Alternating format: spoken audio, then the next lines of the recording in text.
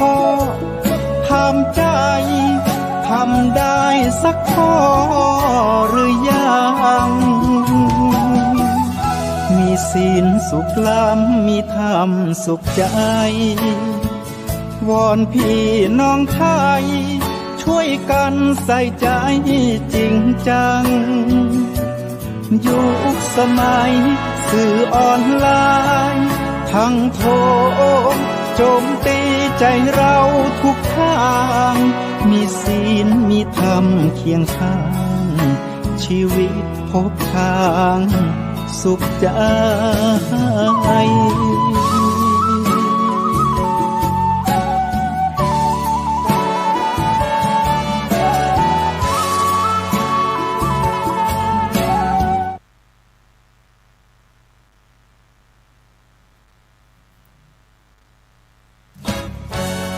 ทำเป็นทีมสถานีธรรมะออนไลน์ขอเชิญติดตามชมรายการธรรมสากัจฉาสนทนาธรรมตามการคุยทุกเรื่องทุกประเด็นเติมธรรมะให้หัวใจเติมอาหารใจเติมพลังใจให้ตนเองเป็นประจำทุกวันเวลา 20 นาฬิกาเป็นต้นไปโปรดกดปุ่มติดตามและกด Subscribe เมื่อทำเป็นทีมมาเราจะได้พบกันเพื่อรับฟังสารธรรมข้อคิดดีๆมากมายรับบุญง่ายๆด้วยการกดแชร์เผยแพร่เป็นธรรมทานสัพพะทานังธรรมทานังชินาติการให้ธรรมะย่อมชนะการให้ทั้งปวง1แชร์1บุญมีค่าเท่ากับเผยแผ่ธรรมะให้กว้างไกลแชร์ไปมากยิ่งได้บุญมากเป็นการเปิดโอกาสให้คนได้รับฟังธรรมพบปัญญามีความสุขพ้นจากทุกข์ด้วยการฟังธรรมะมาทวงคำมันหมู่บ้านศีลห้าถือเป็นพันธะศีลธรรมนำสุขทุกสมัยเราเป็นไทยเพราะมีธรรมประจำชาติหากไร้ศีลสิ้นธรรมต่ำอำนาจประเทศชาติจะอยู่ได้อย่างไรกันขอกล่าวคำว่าธรรมสวัสดีกับบรรดาท่านผู้ฟังแล้วก็ท่านผู้ชมทุกท่านที่กับตั้งติดตามรายการสังฆพัฒนาเพื่อประชาชนบทบาทพระสงฆ์ในยุค New Normal ทางช่องธรรมะเป็นทีมทีวีออนไลน์ทาง Facebook ทาง YouTube และสถานีวิทยุเครือข่ายคลื่นสีขาวชาวประชา FM 104.50 เมกะเฮิรตซ์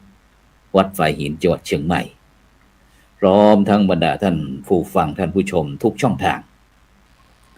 ซึ่งในค่ำคืนนี้ก็กับผมอัตมภาพพระครูโสพลปริยัติก็ได้นำรายการสังฆพัฒนาเพื่อประชาชนบทบาทพระสงฆ์ในยุค New Normal มาพบกับบรรดาท่านผู้ฟังท่านผู้ชมในคืนวันศุกร์ที่ 7 เดือนพฤศจิกายนพุทธศักราช 2568 ซึ่งต้องกราบขอบพระคุณท่านอาจารย์เจ้าคุณพระวิสุทธิวัชราภรณ์หรือว่าครูบาขาวประธานมูลนิธิ 1016 เพื่อการกุศลได้สนับสนุนค่าใช้จ่ายทางช่องธรรมะเป็นทีมของเราหลายปีพร้อมทั้งศูนย์ไกล่เกลี่ยข้อพิพาทภาคประชาชนคณะสงฆ์จังหวัดเชียงใหม่มหาวิทยาลัยมหาจุฬาลงกรณราชวิทยาลัยเขตเชียงใหม่มูลนิธิโพธิยาลัยคณะสงฆ์จังหวัดเชียงใหม่นะโดยพระเดชคุณหลวงพ่อพระเทพสิงหวราจารย์ดร.รองเจ้าคณะจังหวัดเชียงใหม่ฝ่ายเผยแผ่พร้อมทั้งโครงการวัดประชารัฐสร้างสุขโครงการหมู่บ้านรักษาศีล5นะซึ่งในช่วงนี้บรรดาท่านผู้ฟังท่านผู้ชมก็คงจะเหมือนกับว่าประกาศวันผิดหรือเปล่านะซึ่งโดยเฉพาะตั้งแต่ออกพรรษามานี้ต้องขออภัยกับบรรดาท่านผู้ฟังท่านผู้ชมทุกท่านนะซึ่ง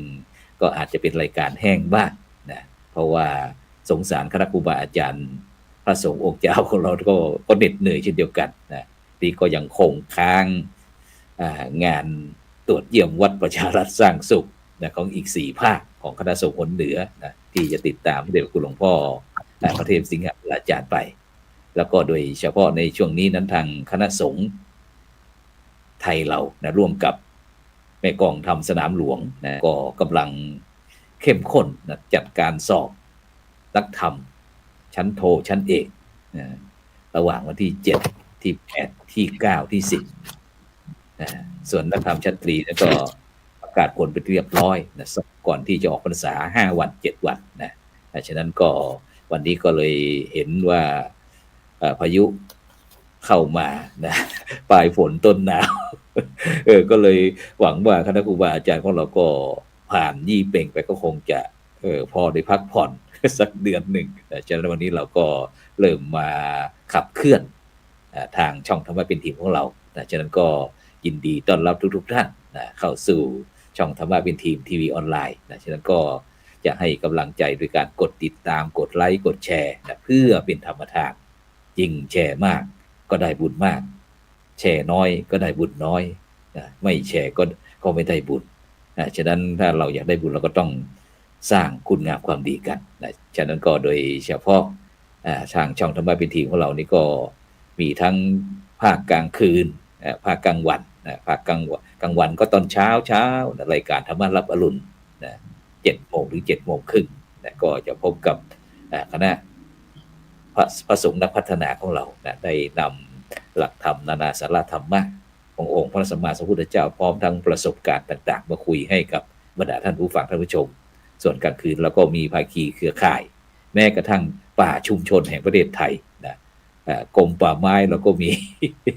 ฉะนั้นก็ต้องขอบคุณอนุโมทนาทุกท่านฉะนั้นวันนี้ค่ำคืนนี้เพื่อไม่เป็นการเสียเวลาเราก็จะไปพบกับผู้ร่วมรายการเราก่อนไปที่ท่านอาจารย์พระครูโกวิทอัฏฐวาทีผู้ช่วยศาสตราจารย์ดรรองผู้อำนวยการวิไลสงฆ์ลำพูนมหาวิทยาลัยมหาจุฬาลงกรณ์และวิทยาลัยเขตเชียงใหม่นมัสการครับอาจารย์ครูโกวิทครับผมครับกับถวายความเคารพครูบาอาจารย์ทั้งสองรูปแล้วก็เจริญพรท่านอาจารย์นะครับสาธุครับครับผมครับสาธุครับไปรูปที่2เลยครับไปที่ท่านพระอาจารย์วิสิทธิตวิสิทธิโธนะครับผู้ช่วยศาสตราจารย์ดรนะครับผู้อำนวยการสำนักงานวิชาการนะครับมหาวิทยาลัยมหาจุฬาลงกรณ์ราชวิทยาลัยเขตเชียงใหม่นมัสการครับท่านอาจารย์ดรวิสิทธิ์ครับผมเปิดไมค์นิดครับอาจารย์ครับเปิดไมค์นิดอาจารย์เปิดไมค์นิดนึง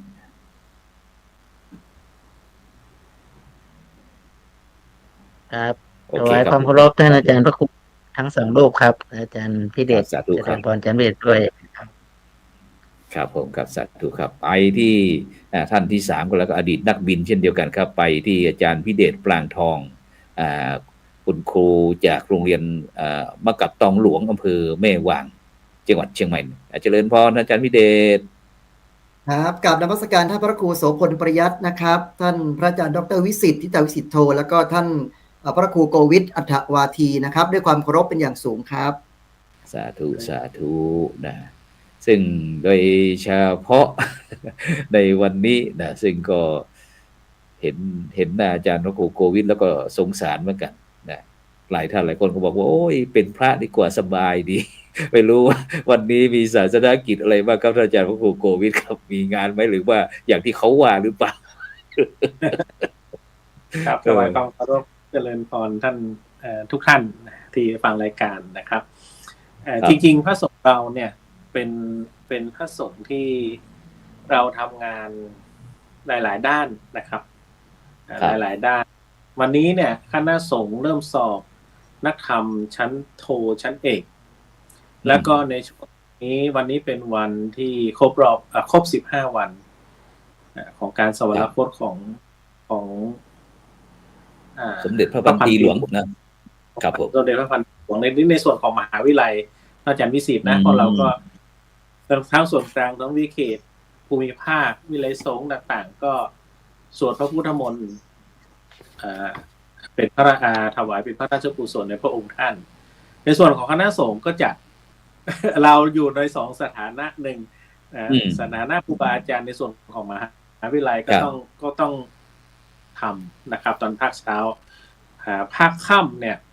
ก็คือคณะสงฆ์แต่ทีนี้ในช่วงกลางวันเนี่ยวันนี้เป็นการสอบธรรมวันแรกครับอาจารย์ลำพูนที่สอบ3 แห่งที่วัดพระธาตุลิปุนชัยที่วัดพุทธบาทตากผ้าและพระธาตุ5 ดวงทีนี้ผมก็ในหน้าที่เป็น พระสังฆาธิการอยู่ในเขตปกครองของคณะสงฆ์อำเภอป่าซางก็ต้องไปร่วมครับวันนี้ก็ไปร่วมกับหลวงพ่อครูบาอาจารย์หลังจากเสร็จเรียบร้อยแล้วก็เสร็จจากสอบธรรมเสร็จก็สวดถวายพระราชกุศลแด่พระพันปีหลวงเสร็จเรียบร้อยก็คณะสงฆ์พระพิธรรมครับสวดพิธรรมแล้วก็มุกมาที่พอดีว่าโยมที่ป่าซางไฟไหม้บ้านครับจากคณะสงฆ์อำเภอป่าซางมุกกันมาทั้งหมดเลยหลวงพ่อเจ้าหน้าอำเภอรองอำเภอครูบาอาจารย์ทั้งหมดก็กว่าจะมาถึงที่บ้านโยมก็5 โมงกว่าแล้วจะมืดพอดีเลยจ้ะก็คือกิจทั้งวันเลยวันนี้ครับกิจทั้งวันหมายความว่าสอบนักธรรมโทนักธรรมเอกเสร็จก็ลวดต่อพิธีบำเพ็ญกุศลนะครับแล้วก็มีการแสดงพระธรรมเทศนาด้วยใช่ไหมครับแล้วก็มีสวดพระพิธรรมสวดพระพิธรรมสวดพิธรรมเสร็จก็พระพิธรรมเสร็จก็เสร็จ5 โมงกว่าละทีนี้ก็เคลื่อนขบวนกันทั้งคณะสงฆ์ทั้งในอำเภอทั้งนี่ก็มาช่วยกันบริจาคสิ่งของให้ญาติโยมมาบริจาคปัจจัยแต่ละตำบลก็มาช่วยกันครับหน่วยอบรมประชาชนประจำตำบลเป็นหลักครับก็ได้เงินจากนั้นมาก็ช่วยสมทบกันก็ให้กำลังใจญาติโยมเข้ามาถึงวัดก็มืดพอดีเลยครับอาจารย์มืดมาเจอพระครูโสพลส่งข้อความอีกครับตรงนี้ก็บวชพระที่วัดอีกครับอาจารย์พอดีโยมครับครับกี่รูปครับอาจารย์ครับหนึ่งรูปครับพอดีเขาเป็นข้าราชการไฟฟ้าครับอาจารย์อยู่ที่ลพบุรีแต่เป็นคนที่บ้านครับก็ตั้งใจจะบวชคือมีความปรารถนาที่อยากจะบวชมากเลยเขาตั้งใจมานานแล้วทีนี้เขาก็ลางานขอบวช15 วันเมื่อวานมานอนที่วัดละเป็นเด็กวัดเป็นขยมมา2 วันแล้วตอนเช้าก็ทำวัดกับพระพาโยมทำวัดสวดมนต์เสร็จแล้วก็ไปเป็นเด็กวัดพระบิณฑบาตก็ไปช่วยดูอาหารการใส่บาตรก็กวาดวัดอะไรต่างๆคือความตั้งใจดีแล้วก็ท่องทั้งหมดนะอาจารย์ท่องได้หมดเลยผมบอกว่าถ้าบวชพรุ่งนี้เนี่ยไม่ให้ใช้หนังสือเลยนะ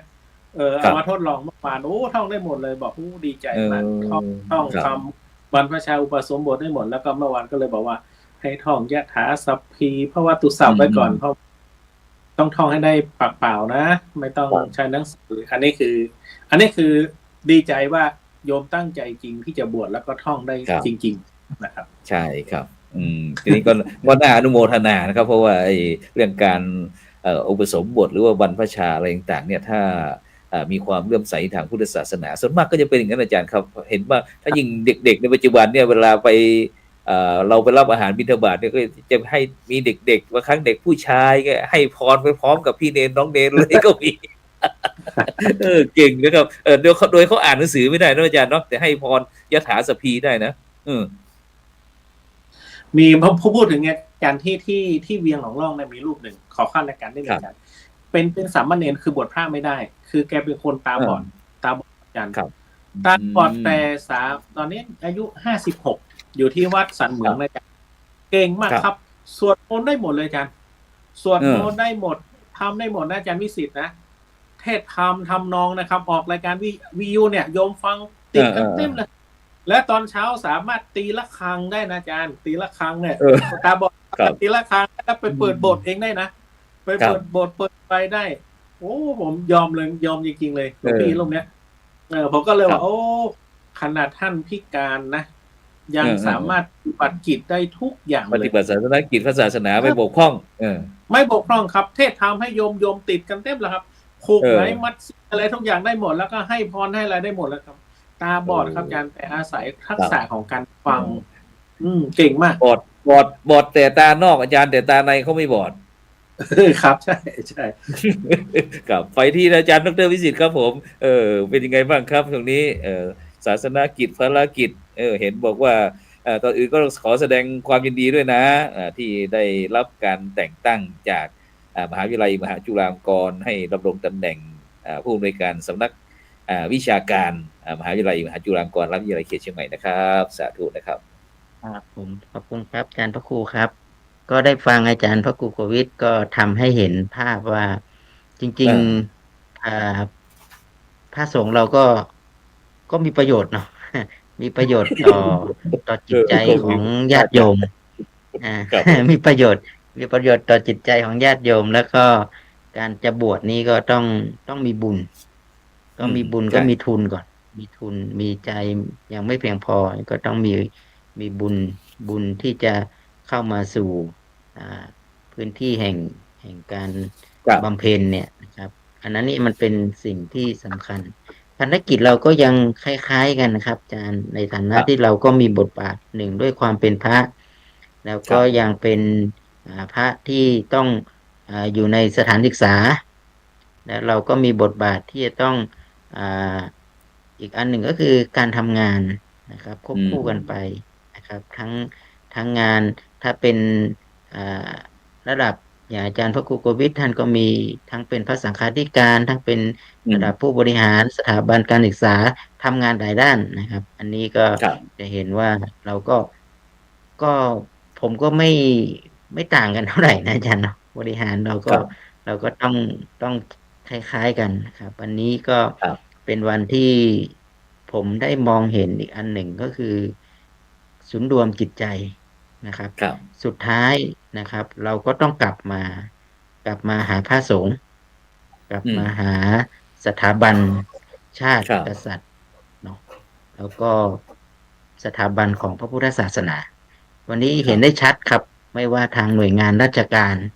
ผมมีโอกาสได้ขึ้นไปร่วมพิธีนะครับ ที่อ่าพระธาตุดอยสุเทพใช่ไหมครับพระธาตุดอยเทพครับ ครับผมก็มีผู้ว่าราชการจังหวัด แล้วก็หน่วยงานข้าราชการทุกหน่วยงานนะครับ ก็ไป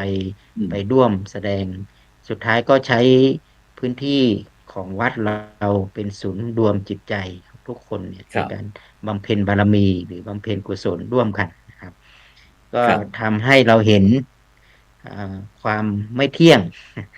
ทำให้เราเห็นว่าทุกคนไม่ว่าจะมียศถาบรรดาศักดิ์หรือตำแหน่งยังไงก็ตามนะครับ เราก็กลับมาทบทวนว่าเราก็ยังต้องเกิดแก่เจ็บตายนี่เป็นปกติ อันนี้คือเป็นเรื่องธครับรรมชาติ แล้วก็มันทำให้เราเห็นถึงบทบาทของตัวเราด้วยนะครับในฐานะอืมที่เราเป็นพระญาติโยมที่ครับฟังก็อาจจะสะท้อนกลับมาว่าปีนี้นะครับเราก็ยังอ่าเจอสถานการณ์ทั้งภายในภายนอกเนาะสถานการณ์ทางธรรมชาติทั้งภัยสครับงครามเศรษฐกิจอะไรทุกอย่างนะครับโผพันกันไปทั้งหมดนะครับแล้วก็รวมไปถึงอ่ากระทบกระเทือนกับสถาบันต่างๆเนี่ยอันนี้เราก็เห็นนะครับเห็นในปัจครับจุบัน แต่พอมันเกิดวิกฤตอะไรสักอย่างที่เราได้สูญเสียอะไรเนี่ยเรากลับมีการรวมกลุ่มแล้วเป็นพลังอาจารย์อืมผมก็มองว่าบ้านเราเนี่ยนะครับ ประเทศเราเนี่ยเป็นประเทศที่มีสถาบันหลักๆเนี่ยสถาบันอืมพระมหากษัตริย์ชาติแล้วก็สถาบันพระพุทธศาสนาของเราเนี่ยเรามีสาครับมสถาบันเนี่ยครับจึงทำให้เราครับผ่านพ้นวิกฤตมายาวนานเนาะถึงแม้ปัจจุบันนี้ก็เหมือนกันนะครับผมเห็นครับทุกท่านก็ยังถ้าเจอวิกฤตอะไรต่างๆเนี่ยครับพระสงฆ์ก็ดีอ่าทุกคนก็ได้ออกมาร่วมกันนะครับแม้ว่าจะเกลียดจะชังอะไรกันขนาดไหนก็ออกมานะครับในยามวิกฤตในการช่วยกันอืช่วงนี้มเนี่ยเราเพิ่งผ่านงานบุญงานกฐินกันมาเนาะก็มีเหตุการณ์รวมผมมองว่าเราสถาบันพระพุทธศาสนาเนี่ยเป็นสถาบันที่ทุกคนนะครับแสวงหา แล้วก็ผมยังเชื่อว่าสถาบันพระพุทธศาสนานะครับจะอยู่คงอยู่กับอืมเราทั้งหลายเหล่านี้แหละนะครับ อยู่ด้วยกันดังนั้นเนี่ยก็บทบาทของเราก็ทั้งบริหารด้วย แล้วก็ทั้งอืมต้องจัดการนะครับ ทั้งส่วนของการให้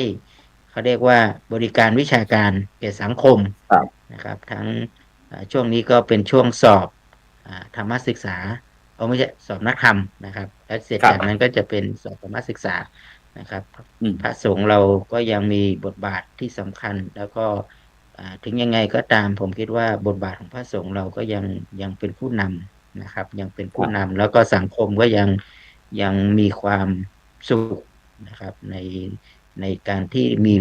พุทธศาสนาเป็นที่พึ่งเป็นที่อาศัยครับอาจารย์ผู้สุขครับ ครับสาธุครับไปที่อาจารย์วิเดชครับ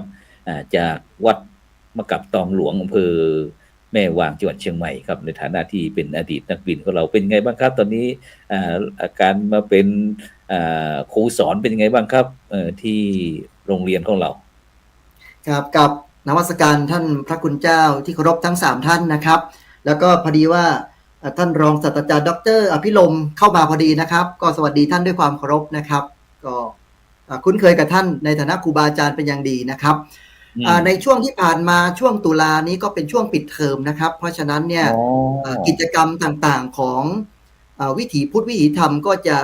ในสถาบันการศึกษาก็จะหยุดไปช่วงหนึ่งนะครับแล้วตั้งแต่วันที่3พฤศจิกายนเป็นต้นมาก็จะเริ่มเปิดเทอมครับพระอาจารย์ครับพอเริ่มเปิดเทอมปุ๊บเนี่ยก็จะได้พูดถึง2ส่วนด้วยกันคือกิจกรรมภายนอกนะครับที่ได้เข้ามาในโรงเรียนก็คือแต่ละโรงเรียนก็จะเริ่มจัดกิจกรรมน้อมถวายความอาลัยนะครับแล้วก็สำนึกในพระมหากรุณาธิคุณของสมเด็จพระบรมราชชนนีพันปีหลวงนะครับเพื่อที่จะให้เด็กได้แสดงออกซึ่งความจงรักภักดีนะครับแล้วก็เรียนรู้เกี่ยวกับพระราชกรณียกิจของพระองค์ท่านนะครับอย่างเช่นของอำเภอแม่วางเนี่ยนะครับที่กระผมได้เป็นแกนนำนะครับก็คือเราทำนิทรรศการออนไลน์ครับเพราะว่าในช่วงปิดเทอมถึงเปิดเทอมเนี่ยนะครับเด็กๆอาจจะอยู่บ้านบ้างหรือว่าทยอยเปิดเทอมบ้างเรามีนิทรรศการออนไลน์เพื่อให้เด็กได้เรียนรู้พระราชประวัติแล้วก็พระราชกรณียกิจของพระพันปีหลวงนะครับอันนี้เป็นกิจกรรมเชิงลุกอย่างหนึ่งนะครับมีพระราชกรณียกิจที่สำคัญนะครับมีพระราชดำรัสที่สำคัญนะฮะที่สะเทือนที่เป็นไฮไลท์สำคัญอย่างเงี้ยแล้วเราก็ส่งไปทุกแพลตฟอร์มนะครับแล้วก็ทุกช่องทางนะฮะแล้วกิจกรรมที่2ก็คือว่าเป็นช่วงกฐินพอดีครับพระอาจารย์ครับเพราะฉะนั้นเนี่ยอย่างโรงเรียนของผมหรือโรงเรียนใกล้เคียงก็จะไปร่วมงานกฐินอย่างของผมเนี่ยประมาณ10 กว่าวัดนะครับที่พานักเรียนไปในช่วงปิดเทอมครับนักเรียนก็จะไปตีกองสะบัดชัยเราเรียกว่าสะบัดชัยสะบัดไก่ไปทั่วโลกสะบัดทุกสะบัดโศกโลกจางหายเพื่อถวายเป็นพุทธบูชาครับอาจารย์ครับแล้วก็พระสงฆ์องค์เจ้าท่านก็ให้ความเมตตานักเรียนเป็นอย่างดีครับแล้วก็มีการฟ้อนอยู่3ชุดด้วยกันนะครับที่ผมได้นำไปร่วมกับทางวัดนะครับคือฟ้อนมาลัยฟ้อนสวยดอกแล้วก็ฟ้อนเล็บซึ่งผมถือว่ากิจกรรมเหล่านี้ครับเป็นการใช้กิจกรรมนำทางธรรมะนะครับดึงเด็กเข้าสู่หนทางแห่งพระธรรมผ่านกิจกรรมที่เขาสนใจนะครับผมเชื่อว่ากิจกรรมเหล่านี้จะช่วยหล่อหลอมคุณลักษณะทางด้านจิตใจของเขาเรียกว่าคุณลักษณะพึงประสงค์นะครับให้เกิดความอ่อนน้อมถ่อมตนและให้เกิดความกตัญญูต่อผู้มีพระคุณนะครับแล้วก็ผมเชื่อเป็นอย่างยิ่งครับว่าถ้าเด็กกตัญญูกับพ่อแม่เด็กจะไม่ติดยาครับเด็กกตัญญูต่อครูบาอาจารย์เด็กจะไม่โดดเรียนเด็กจะไม่หนีเรียนเด็ดขาดนะครับและถ้าเด็กกตัญญูต่อสถาบันชาติศาสนาพระมหากษัตริย์ผมเชื่อว่าเด็กต้องเป็นพลเมืองดีนะครับอันนี้ก็เล่าสู่ให้กับท่านพระอาจารย์ทั้ง3รูปแล้วก็ท่านรองศาสตราจารย์ดร.อภิรมย์ได้ฟังแล้วก็ท่านผู้ชมทางบ้านด้วยนะครับก็เล่าไว้แต่เพียงเท่านี้ครับแล้วก็ถามนิดหนึ่งเวลาที่เด็กๆไปร่วมงานกฐินภายในวัดเด็กๆเขามีอะไรสงสัยที่ไม่เข้าใจไม่จะสอบถามอาจารย์ครับนั่นยังกฐินอย่างนั้นอย่างนี้เขามีไหมเด็กๆของเราถามนักเรียนของเรานี่แหละครับท่านพระครูครับเขาเรียกว่าตกปลานอกบ้านประสาน10 ทิศผูกมิตรทั่วล่าเมื่อเขาเข้าไปในวัดแล้วเนี่ยเขาจะเกิดความสงสัยครับซึ่งต่างกับการเปิดตำราเรียนแล้วให้เขาตั้งคำถามเนี่ยยากครับเด็กสมัยนี้ยากครับแต่พอเข้าวัดปุ๊บเนี่ยเขาจะเริ่มสงสัยแล้วว่าทำไมต้องรีบทอดกฐินถูกไหมฮะกฐินเป็นการทานเขาไม่เข้าใจครับแต่พอเราบอกว่ามันเป็นพุทธบัญญัติมันต้องกำหนดเวลาช่วงนี้ถูกไหมฮะกฐินคืออะไรนะครับคือผ้าแล้วเงินมาจากไหนเงินเป็นบริวารทุกอย่างมันจะไหลมาเทมาเนี่ยพระอาจารย์ครับเราเรียกว่าการเรียนรู้แบบ direct learning ครับเรียนรู้แบบนำตนเองหรือเรียกว่า anywhere anytime ครับพระอาจารย์ครับมันเกิดคุณูปการมากครับเราใช้วัดเป็นฐานการเรียนรู้ครับในอดีตเราใช้ โรงเรียนเป็นฐานการเรียนรู้เราก็ล้มเหลวกันมาช่วงหนึ่งแล้วเราใช้หลักสูตรเป็นฐานการรู้แล้วก็ล้มเหลวกันมาแล้วแต่ต่อไปนี้เราต้องใช้วัดเป็นฐานการเรียนรู้เพราะว่าเด็กอยากรู้อยากเห็นเยอะครับสาธุสาธุอาจารย์ดร.วิโรจน์อยู่หรือเปล่า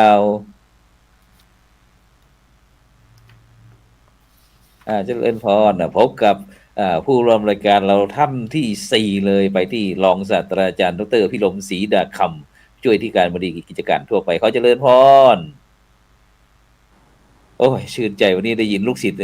พูดเป็นไงบ้างเนี่ยกราบนมัสการพระคุณเจ้าที่เคารพทุกรูปแล้วก็สวัสดีท่านอาจารย์พิเดชนะครับ ก็ดีใจวันนี้ขออภัยไปถวายน้ำปานะกับพระคุณเจ้าที่ปฏิบัติธรรมที่น้ำบ่อหลวงลืมยอมรับว่าลืมจริงพอท่านพระครูลืมอะไรลืมเข้ามารายการพระเดชพระคุณเนี่ยฮะดีว่ามีผู้จัดการที่คอยเอาเป็นธุระภาระใช่ไหมขับรถและความเร็วนะครับก็สบายใจว่าได้เห็นพระคุณเจ้าแล้วเนี่ยนะแล้วก็มหาอุบาสกนี่ก็คุยเกี่ยวกับกิจการพระศาสนาให้ฟังแล้วก็มีความสุขครับได้ยินเรื่องแบบนี้เนาะวันนี้ประเด็นก็คือเรื่องชวนเด็กเข้าวัดวันละคนสร้างกุศลมหาศาลใช่ไหมครับหรือยังไงอาจารย์เดี๋ยวคุยฟังนี้เมื่อกี้ผมเห็นว่าไปที่สถานปฏิบัติธรรมไปทำอะไรก็พอดีท่านพระอาจารย์บุญทรงผู้ช่วยศาสตราจารย์ด็อกเตอร์เนี่ยนะท่านอยู่ที่น้ำบ่อหลวงซึ่งเป็นสถานที่ปฏิบัติธรรมของมหาวิทยาลัยของเราเจริญพรท่านได้จัดปฏิบัติธรรมนะเพื่อให้พระภิกษุที่อยากจะเป็นพระวิปัสสนาจารย์เนี่ยได้เข้ามารับการอบรมแล้วก็มีอุบาสกอุบาสิการวมแล้วประมาณ30รูปคนนะครับก็วันเปิดเนี่ยรู้สึกว่าพระอาจารย์วิสิทธิ์ไปใช่ไหมครับไปเยี่ยมผมก็ไม่ได้ไปครับผมเนี่ยวันเปิดเนี่ยก็ไม่ได้ไปฮะก็เลยว่าวันเนี้ยพอดีชวนเพื่อนว่าไปถวายน้ำปานะกันไหมเพื่อนบอกไปพอไปปั๊บเนี่ยผมก็ต้องไปด้วยเพราะว่าเพื่อนไปเนาะก็ไปให้กำลังใจท่านนะครับก็นู่นแหละครับไปสิ้นสุดเอาวันที่15นะครับปฏิบัติธรรม30รูปคนถ้าพี่น้องพุทธศาสนิกชนสะดวกก็ไปถวายให้กำลังใจกับพระคุณเจ้านะฮะซึ่งเดินทางมาจากที่ทั้ง4หน้าศรัทธาทีเดียวพระอาจารย์ครับที่วัดน้ำบ่อหลวงสำนักปฏิบัติธรรมมหาวิทยาลัยมหาจุฬาลงกรณราชวิทยาลัยเขตเชียงใหม่ที่วัดน้ำบ่อหลวงอำเภอสันป่าตองเนาะใช่ถูกต้องครับอาจารย์สาธุฉะนั้นก็บรรดาท่านผู้ฟังท่านผู้ชมที่กำลังติดตามรายการสังฆพัฒนาเพื่อประชาชนบทบาทพระสงฆ์ในยุคนิวนอร์มอลวันนี้พระครูโสพลมีความสุขมากๆนะที่ได้ยินคณะครูบาอาจารย์ของเราทั้งอดีตนักบินทั้งนักบินอาชีพต่างๆได้มาคุยการงานที่ท่านได้ทำนะเรารู้สึกว่าภูมิใจนะที่เราเกิดมาพบกับคณะครูบาอาจารย์ของเรานะฉะนั้นรายการของเราก็คือทำเป็นทีมนะฉะนั้นก็บรรดาท่านผู้ฟังท่านผู้ชมก็อย่าลืมกดติดตามกดไลค์กดแชร์เข้ามาซึ่งโดยเฉพาะในวันนี้ครับท่านผู้ร่วมรายการทั้ง2รูปแล้วก็อีก2ท่านนะซึ่งวันนี้เราก็ได้มีอดีตนักบินเราเหมือนกันนะได้ฝากหัวข้อว่าในปัจจุบันเนี่ยโดยเฉพาะสถาบันการศึกษาของสงฆ์เราบอกว่าในปัจจุบันนี้น่าเป็นห่วงเนาะนะบอกว่าทำไมพระของเราพระเนรของเราในปัจจุบันเนี่ยเรียนแต่ทางโลกไม่ค่อยสนใจทางธรรมอย่างเงี้ยไม่รู้ว่าคณะครูบาอาจารย์อย่างท่านอาจารย์พระครูโกวิทโดยเฉพาะเป็นรองผู้อำนวยการวิทยาลัยสงฆ์ลำพูนจะมีความคิดเห็นอย่างไรกับที่เขาฝากมาก็แล้วกันเขาฝากมาถามว่ามันยังไงเนี่ยในปัจจุบันเนี่ยพระสงฆ์สามเณรเราสนใจแต่ทางโลกแต่ไม่สนเรียนแต่ทางโลกแต่ไม่ค่อยสนใจไม่เรียนทางธรรมเนี่ยอาจารย์ครับมันเป็นยังไงครับในฐานะที่เป็นผู้บริหารจัดการการศึกษานิมนต์ครับผมครับจริงๆแล้วเนี่ยพระเนรเราเนี่ยถือว่าเป็นผู้ที่ศึกษามากเรียนมากนะครับอาจารย์อย่างครูบาอาจารย์อย่างพวกเราทั้งหมดเนี่ยในอดีตพวกเราก็เรียน2อย่างนี่แหละครับอาจารย์ทั้งแผนกธรรมแผนกบาลี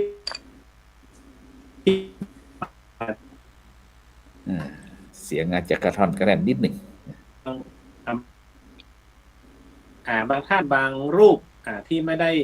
สนใจในเรื่องของด้านปริยัติก็มีแนวทางของการไปปฏิบัติเหมือนที่อาจารย์ดร.อภิรมย์พูดตะเกียก็คือแนวทางของการปริยัติปฏิบัติปฏิเบัติเนี่ยแต่ในส่วนของพื้นฐานของการศึกษาของพระสงฆ์องค์เนรเรานี่เนี่ยเมื่อเข้ามาบวชในพระศาสนา อันดับแรกเลยจะต้องเรียนก็คือต้องเรียนนักธรรมเหมือนที่พวกเรากำลังสอบกันวันคือต้องเรียนนักธรรมอันนี้เป็นไฟบังคับเลยเป็นไฟบังคับเลยว่าจะต้องเรียนนักธรรมถึงแม้ว่าลูกพระลูกเนร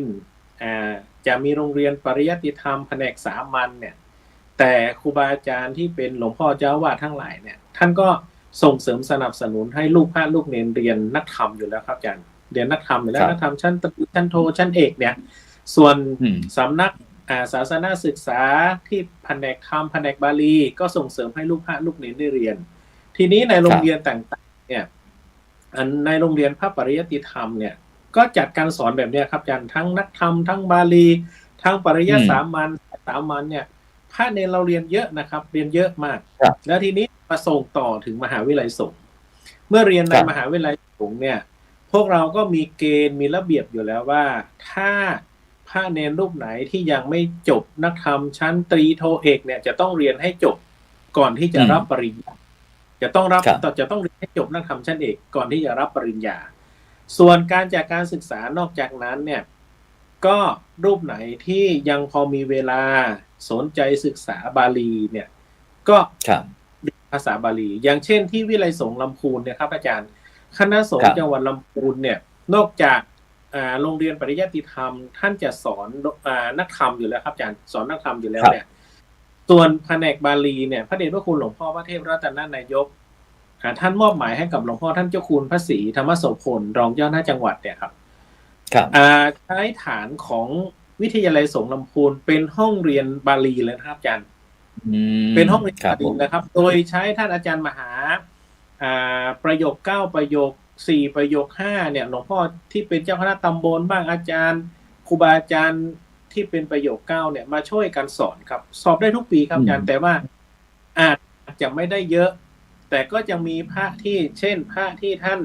บวชมาแล้วท่านไม่สึกเนี่ยที่เป็นพระนวากะเนี่ยนอกจากจะเรียนนักธรรมแล้วก็ยังเรียนบาลีส่วนลูกพระลูกเนรเราที่เรียนมหาจุฬาเนี่ยพวกเราก็ส่งเสริมให้เด็กพวกนี้ให้เข้าเรียนให้เขาจบอย่างน้อยถ้าจะจบมหาจุฬาเนี่ยขอให้ท่านจบนักธรรมชั้นเอกอันนี้คือเกณฑ์ของมหาจุฬาว่าต้องจบนักธรรมชั้นเอกส่วนคฤหัสถ์ญาติโยมครับอาจารย์คฤหัสถ์ญาติโยมเนี่ยเราก็ส่งเสริมให้คนที่เรียนมหาจุฬาสอบธรรมศึกษาชั้นตรีชั้นโทชั้นเอกครูบาอาจารย์พวกเราหลายคนที่เป็นทิศที่สึกไปแล้วยังมาลงสอบบาลีก็มีครับอาจารย์ลงสอบธรรมศึกษาก็มีครับเป็นบาลีศึกษาบาลีศึกษาวสครับอันนี้คือสิ่งที่พวกเราไม่ได้ละเลยส่วนใดส่วนหนึ่งแล้วก็ส่งเสริมให้กับพระเนรแล้วก็อุบาสกอุบาสิกาที่เป็นนิสิตเราเนี่ยครับให้ปฏิบัติก็คือเรียนปริยัติให้รู้บางคนอย่างคฤหัสถ์ญาติโยมเนี่ยบางคนเขาอาจจะไม่ได้ใกล้ชิดกับวัดแต่เวลาที่มาเรียนกับเรามาครูบาอาจารย์ได้สอนอย่างวันอาทิตย์ที่ผ่านมานะครับผมได้สอนวิชาปรัชญาเบื้องต้นผมก็เกิดนำชีวิตเรามันมีค่านะชีวิตเราคืออะไรมีคุณค่ายังไงครับมีพ่อหลวงบ้านคนหนึ่งแกบอกว่าผมอายุถึง55 ปีเนี่ยผมไม่เคยถามตัวเองว่าผมเกิดมาเพื่ออะไรผมให้นำเสนอทุกคนเลยคนเรามองตัวเองว่าคนเกิดมาเพื่ออะไรกลายว่าคำถามนั้นมันไปโดนใจเขาจังไปโดนใจเขาไปโดนใจอย่างนี้ครับคือบางครั้งเขาอาจจะมองผ่านๆไปแต่แท้ที่จริงนะชีวิตมันมีค่านะเราเกิดมามันมีค่ามากเนี่ยก็พยายามสอดแทรกธรรมะให้เขาไปนะครับแล้วก็อีกอย่างหนึ่งที่เราไม่ทิ้งเลยครับจากอันนี้เมื่อกี้ผมพูดถึงเรื่องของด้านปริยัติเนาะ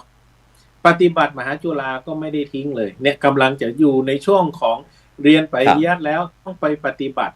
มหาจุฬาทุกแห่งกำลังวางแผนที่จะปฏิบัติวิปัสสนากรรมฐานทางของพระเนรเราใช่ไหมครับ ยุค ครับ ที่เราอยู่ที่วัดสวนดอก ยุคที่เราอยู่ตรงนั้น อืม อาจารย์ดสดรพี่ลมพูดอะพวกผมไปนอนอยู่ที่วัดน้ำบัวหลวงนะครับ สมัยก่อนมันไม่มีเต็นท์นะอาจารย์ สมัยก่อนมันไม่มีเต็นท์ต้องเอาเขาเรียกว่ากดนะครับอาจารย์ที่มันบางๆนั่นน่ะนะ ใช่ แล้วก็ ใช่ โอ้โหไปนอนอยู่ที่ป่าอยู่วัดน้ำบ่อหลวง 2 ปีการไปนอนอยู่ที่โน่นที่สันทรายอีก1 ปีไปนอนอยู่ที่วัดปัญญาวุฒารามเนี่ยนะครับ แต่ละที่ครูบาอาจารย์เราก็ไปชอบดูแลโอ้โหหนักครับสมัยนั้นก็มีความสุขครับ อันนี้คือด้า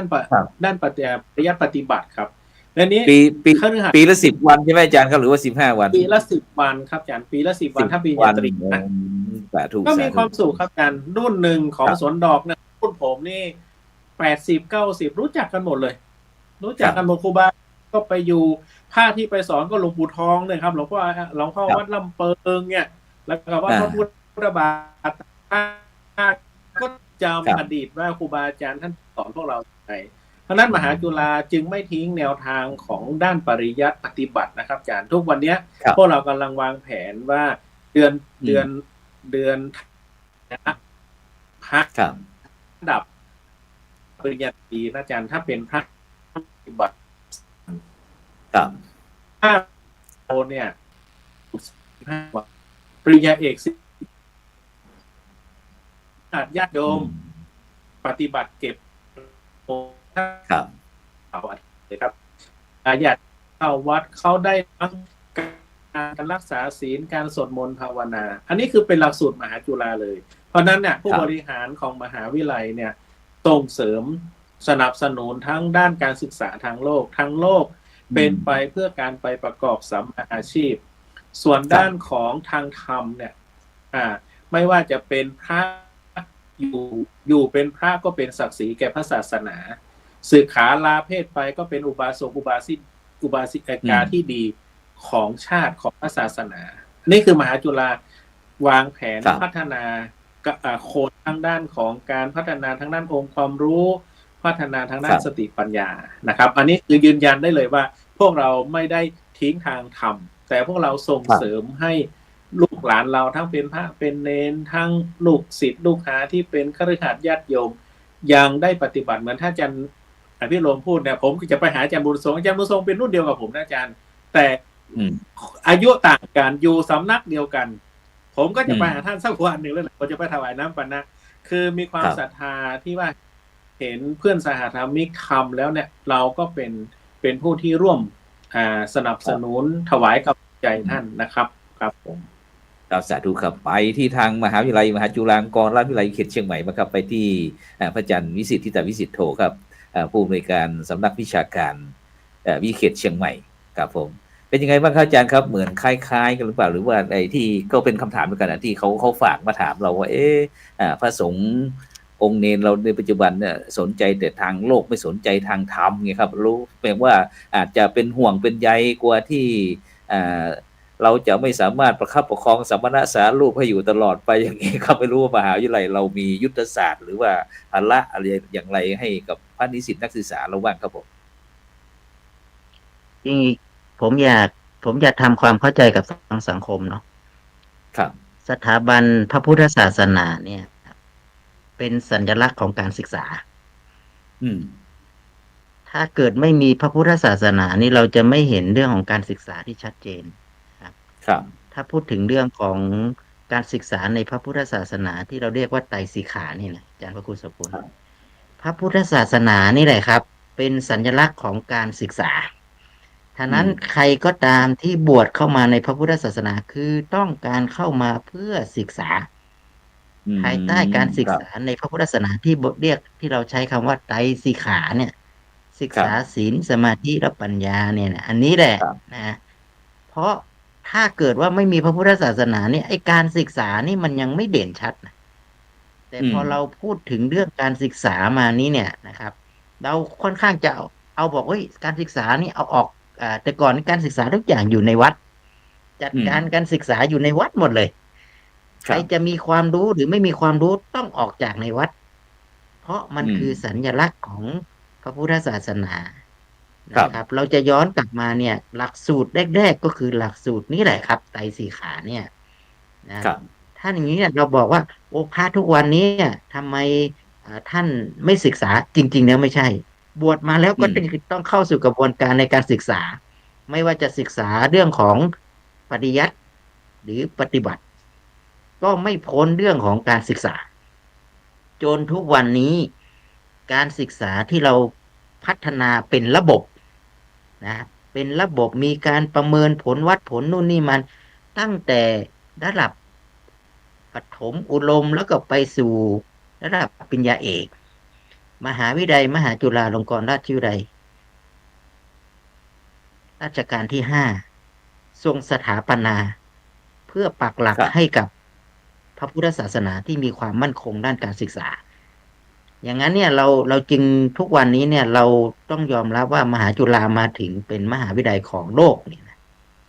ในพระพุทธศาสนาแล้วเป็นมหาวิทยาลัยที่มีมหาวิทยาลัยที่ใหญ่ที่สุดในประเทศไทยอ่ะ ครับเป็นมหาวิทยาลัยนานาชาติไปแล้วครับนะนานาชาติทั้งมีเป็นวิทยาเขตมีวิทยาลัยสงฆ์ไปทั้งหมดเนี่ยอันนี้ไงครับที่เรากำลังมองถึงว่าการศึกษาถ้าเราพูดถึงการศึกษาต้องนึกถึงพระสงฆ์เป็นอันดับต้นๆเลยแต่เราเนี่ยพยายามที่จะปฏิเสธว่าเอ๊ะทำไมเราพอเราได้รับการศึกษาแล้วก็เราได้ไปศึกษาทางศาสตร์ทางตะวันตกเราก็รู้สึกดื่มแดงกำเนิดขององค์ความรู้ฉะนั้นไม่ว่าใครก็ตามครับที่อยากจะ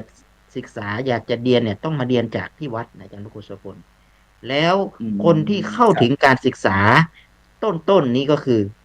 นักบวชคนจะเรียนต้องมาบวชในวัดต้องมาอยู่วัดนะอาจารย์พิเดชเนี่ยเราชัดเลยว่าทำไมอดีตคนที่มาเรียนในวัดและจิตใจเขาออกมาหรืออยู่เป็นนักบวชหรือลาสิกขาไปจะไปเป็นผู้นำเป็นนำครอบครัวเป็นผู้นำชุมชนเป็นผู้นำประเทศก็ต้องผ่านการบวชครับเพราะต้องมาศึกษาก่อนไงนะครับมาศึกษาก่อนแต่ทีเนี้ยพอสังคมจะกลับมาตั้งคำถามว่าอันนี้พระเรียนได้ไหมอันนี้เหมาะกับพระสมณสารูปไหมนู่นนี่นะมันกลับควรกันโดยที่ไม่ได้กลับมาถึงว่าศาสตร์ทุกอย่างเกิดจากในวัดแต่ก่อนนี้ไม่ว่าจะเป็นเรื่องการร้องดนตรีไม่ว่าเป็นเรื่องศิลปะทุกอย่างนี่นะครับล้วนออกมาจากวัดหมดเลยแล้ววัดเนี่ยต้องยอมรับว่าแต่ก่อนเราคนที่สอนที่เราเรียกกันว่าพระเถระหรืออนุเถระทั้งหลายเมื่อเข้ามาปุ๊บเนี่ยก็จะเป็นครูบาอาจารย์ต่อกันเราก็เรียนจากหลวงพ่อเป็นรุ่นจากหลวงลุงใช่ก็คืออย่างนี้ครับคืออยากให้สังคมได้ตระหนักถึงความสำคัญของสถาบันพระพุทธศาสนาก่อนถ้าเราไม่มีสถาบันพระพุทธศาสนาเนี่ยเราจะมองไม่เห็นการศึกษาเลยเพราะการศึกษาในทางโลกเนี่ยเป็นการศึกษาเพื่อตอบสนองกับวัตถุเพื่อตอบสนองกับจิตใจเนาะนะที่มันเป็นความโลภความโกรธความหลงแต่การศึกษาทางภายในเนี่ยมันต้องมาศึกษาในด้านนี้นะครับฉะนั้นเนี่ยท่านอาจารย์พระครูโกวิทท่านพูดถึงนะครับหลักสูตรที่เป็นมหาวิทยาลัยตอนนี้หลักสูตรนี้สามารถให้โอกาสกับทั้งพระสงฆ์แล้วก็ให้โอกาสครับญาติโยมให้โอกาสกับทุกๆคนได้เข้ามาศึกษาย้อนกลับมาถึงไตรสิกขาที่ผมกำลังพูดถึงนี่แหละครับนะครับการศึกษาเนี่ยผ่านปริยัติปฏิบัติแล้วก็ผลของปฏิเวทอันนี้มีกลไกแล้วก็ยิ่งกว่านั้นก็คือเป็นการศึกษาที่มันภายใต้หลักคำสอนสามารถพิสูจน์ได้ทดลองได้ตัวเองปฏิบัติได้ตนเองสร้างความศรัทธานะครับทีนี้ผมอยากมองให้เห็นว่าการศึกษานะครับแม้กระทั่งพระสงฆ์องค์พระสงฆ์ที่กำลังบวชอยู่เนี่ยผมคิดว่าควรได้รับการศึกษาที่มากกว่าทางพระธรรมวินัยที่มีอยู่เพราะปัจจุบันนี่เราจะดูเฉพาะศาสตร์ของพระธรรมวินัยนี่ดูแลตัวเองไม่ได้นะอาจารย์พิเดช เพราะว่ามันสังคมมันเปลี่ยนแปลงไปพระที่จะไปเทศไปสอนไปอะไรต่างๆเนี่ยมันอาจจะต้องรู้หลายๆศาสตร์ด้วยไม่ว่าจะเรื่องของเทคโนโลยีตอนนี้ถ้าไม่รู้เรื่องของเทคโนโลยีก็หมายความว่าเราไม่ทันญาติโยมนะครับแล้วก็เรื่องของบางทีก็โผพันไปเรื่องของความเป็นอยู่ของพระสงฆ์ความมั่นคงของพระสงฆ์บางทีก็ต้องอยู่ภายใต้ พระธรรมวินัยพรบคณะสงฆ์ก็ อืม แล้วก็ไปอยู่ในกฎหมายเห็นไหมเราก็ต้องรู้กฎหมายด้วย ฉะนั้นนี่ไม่ใช่ว่าบวชมาแล้วไม่รับรู้เรื่องนี้เลยก็ไม่ได้ ครับ นะครับ แล้วก็จะปฏิเสธว่าพระไปเรียนนู่นเรียนนี่แล้วมันไม่ใช่เป็นของทางนั้น แต่ว่าเรียนเพื่อรู้แล้วก็จะได้ทันโลกทันเหตุการณ์ สามารถดูแลตัวเองแล้วเป็นดูแลญาติโยมได้ แต่ถ้าเกิดว่าดูแลตัวเองไม่ได้ แล้วใครจะมาดูแลล่ะ สุดท้ายเราก็ต้องดูแลตัวเองถึงจะไปดูแลญาติโยมได้ ไปเผยแผ่ธรรมได้ ฉะนั้นยังไงพระสงฆ์ก็ต้องมีความรู้หลายๆด้านในสถานการณ์ปัจจุบันนี้นะครับอาจารย์ครูผมมองว่าถ้าพูดเรื่องการศึกษาต้องนึกถึงพระพุทธศาสนา ไม่มีใครปฏิเสธการศึกษานี่ครับมาเป็นอันดับต้นๆในพุทธศาสนาเลยครับ ครับ ก็แต่ก่อนเราจะศึกษาเราเดินทางไปที่ชมพูทวีปนะใช่ไหมครับ เราเดินทางไปศึกษาในประเทศเราก็ไปศึกษา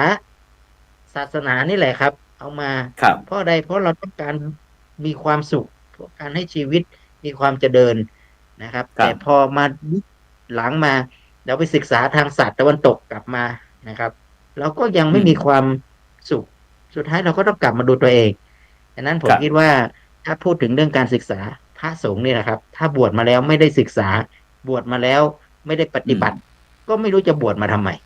นะครับ บวชอันดับแรกๆก็คือต้องศึกษา ผมคิดว่าเป็นเรื่องที่สำคัญนะครับอาจารย์ครูครับ ครับ ฉะนั้นก็หมายความว่าทางที่คุณโยมหรือว่าท่านที่ปรารถนาดีต่อพุทธศาสนาเขาก็ตั้งคำถามมาบอกว่าเนี่ยพระสงฆ์องค์นี้เราในปัจจุบันเนี่ยสนใจแต่ทางโลกไม่สนใจทางธรรมอย่างนี้เป็นต้นนะครับฉะนั้นทางท่านอาจารย์ดร.วิสิทธิ์แล้วก็ท่านอาจารย์พระครูดร.โกวิททวัฒนีก็ได้ยืนยันว่าพระสงฆ์เราไม่ได้ทิ้งนะไม่ได้ทิ้งว่าการศึกษาก็ในปัจจุบันก็จะมีความหลากหลายอะไรต่างๆเพื่อที่จะให้บุคลากรทางพุทธศาสนาของเราเนี่ยได้มีองค์ความรู้ที่เป็นในภาพกว้างนะซึ่งเราได้ฟังพระอาจารย์ทั้งสองรูปเราจะได้ไปฟังทางอดีตนักบินอุบาสกก็แล้วกันไปที่อาจารย์พิเดชอาจารย์พิเดชมองยังไงบ้างที่เขาตั้งคำถามว่าอย่างเงี้ยในฐานะที่เป็นอดีตนักบินเคยเป็นผู้ที่ศึกษาเราเรียนผ่านทั้งระดับมหาลัยจนในปัจจุบันเนี่ยเรามีฐานะหน้าที่การงานที่มั่นคงเนี่ยนี่เขาเพราะจะจากการศึกษาของเราหรือเปล่าหรือว่ายังไงเปิดไมค์นิดหนึ่งเปิดไมค์นิดหนึ่งอาจารย์พิเดชเปิดไมค์นิดหนึ่งครับก็หลังจากที่กับผมได้จบการศึกษาจากมหาลัยเชียงใหม่นะครับก็เข้าสู่มหาลัยมหาจุฬาลงกรณราชวิทยาลัยแล้วเป็นมหาลัยที่ผมมีความสุขที่สุดครับแล้วผมก็นำความรู้และประสบการณ์ทั้งหมดเอามาใช้กับลูกศิษย์ของผมซึ่งประสบการณ์สอนปัจจุบันนี้24 ปีผมเรียนเลยครับว่าไม่มีวันไหนไม่มีเวลาไหนที่ไม่ได้ใช้องค์ความรู้ทางพระพุทธศาสนานะครับทีนี้ประเด็นที่ผมจะวิเคราะห์ต่อไปนี้คือเรียนทางโลกแต่ไม่สนใจธรรมะจริงหรือไม่ขอเรียนท่านพระครูและก็ดร.วิสิทธิ์นะครับท่านพระครูโกวิทด้วยและอาจารย์อภิรมย์ด้วยว่ามันคือความจริงครับณยุคปัจจุบันนี้นะครับมันเป็นความจริงเนี่ยวิเคราะห์อย่างนี้ครับว่ายุคปัจจุบันเด็กจะให้ความสำคัญกับการศึกษาทางโลกเป็นอันดับหนึ่งอย่างกว้างขวางทีเดียวนะครับเพราะเด็กจะมุ่งสอบแข่งขันเพื่อให้ได้ใบปริญญาครับมีอาชีพมีงานมีฐานะเศรษฐกิจที่ดีแต่การเรียนรู้ทางธรรมหรือว่าพระธรรมคำสอนของพระพุทธเจ้ากลับถูกมองข้ามหรือให้ความสำคัญน้อยลงซึ่งต่างกับยุคของผมถูกไหมครับยุคของผมเมื่อสมัย20-30 ปีที่แล้วนะครับที่ผมเรียนศึกษาทางโลกจากม.เชียงใหม่แล้วผมก็โดดเข้ามาศึกษาทางธรรมจากมหาจุฬาที่วัดสวนดอกนะครับซึ่งปัจจุบันนี้ให้ความสำคัญน้อยทั้งที่ธรรมะเนี่ยนะครับพระอาจารย์พระครูเป็นรากฐานจิตใจที่เกื้อหนุนให้เกิดการศึกษาทางโลกียะมีความสมบูรณ์นะครับธรรมะคือรากฐานที่ทำให้การศึกษาทางโลกนี้มีความสมบูรณ์และเกิดประโยชน์ต่อชีวิตอย่างแท้จริงนี่คือมองภาพรวมนะครับว่าหากแต่การเรียนรู้ทางโลกเนี่ยกับปัจจุบันนี้คือละเลยทางธรรมนะครับอันนี้มองในมุมของนักการศึกษาและการที่ข้ามวอร์ดอยู่กับโรงเรียนนะครับท่านพระครูท่านพระอาจารย์วิทยากรทุกท่านนะครับว่าเพราะฉะนั้นปัจจุบันชีวิตจึงเสี่ยงที่จะฉลาดในวิชาแต่หลงทางในเรื่องของคุณธรรมนะฮะผมจึงเรียนทุกท่านว่าขณะนี้เนี่ยนะครับภัยมันกระทบครับแต่ธรรมะไม่ได้กระเทือนเลยนะฮะธรรมะไม่ได้กระเทือนเลย เพราะว่าปัจจุบันนี้มันเกิดปัญหาอยู่สองส่วนด้วยกันนะครับ คือปัญหาทางโลกกับปัญหาทางธรรมนะครับในปัญหาทางโลกที่เกิดกับตัวเด็กนักเรียนนะครับแล้วก็ระบบการศึกษาเนี่ยคือ1ด้านเทคโนโลยีและด้านสื่อออนไลน์นะครับคือเด็กติดเกมอันดับ1ติดมือถืออันดับ1ติดโซเชียลมันทำให้เด็กขาดสติขาดสมาธิดังที่พระเจ้าสอนว่าสติเตสังนิวรนังเนี่ยถ้าเรามีสติเนี่ยมันจะทำให้เราเนี่ยไม่ไปสู่หนทางที่มันนำไปสู่ความชั่วได้ถูกไหมฮะอันนี้ปัญหาใหญ่หลวงครับปัญหาต่อไปที่มันเกิดขึ้นตามมาเนี่ยนะครับกับผมวิเคราะห์ก่อนนะครับว่าปัจจุบันเนี้ยเด็กสนใจทางโลกมากกว่าทางธรรมอย่างไรนะครับประเด็น2ด้านการศึกษาเนี่ยก็ขาดแรงจูงใจครับพระอาจารย์ครับมักจะถูกผลักดันให้เกิดการเปรียบเทียบและแข่งขันถูกไหมครับซึ่งสามารถวัดผลสำลิดได้แต่คุณธรรมภายในจิตใจของเด็กเนี่ยมันไม่สามารถวัดผลสำลิดตามระบบการศึกษาได้ถูกไหมฮะอย่างกับผมจากโครงการของหายได้คืนเนี่ยฮะเด็กเก็บเงินได้ 1,000 บาทและเอามาคืนเนี่ยมันไม่สามารถเทียบการวัดผลทางโลกได้ไงถูกไหมครับแต่มันเป็นคุณค่ามหาศาลทางด้านจิตใจผมบอกเด็กคนนี้สามารถที่จะเอาความรู้ทางธรรมมาประยุกต์ใช้ในชีวิตประจำวันได้และถ้าเกิดไปทำงานโดยใช้วิชาทางโลกเขาจะเป็นบุคคลที่สมบูรณ์นะฮะอันนี้คือปัญหาที่2ปัญหาที่3คือด้านครอบครัวและก็สังคมครับพระอาจารย์ครับครอบครัวปัจจุบันนี้ขาดการดูแลอบรมลูกครับอันนี้เป็นความจริง99%ครับจากการลงเยี่ยมบ้านของคณะครูในระบบการศึกษาของโรงเรียนเนี่ยคุณครูทุกคนต้องเยี่ยมบ้านเด็กนักเรียนนะครับอาจารย์ครับเพราะเราจะเห็นเลยว่าทำไม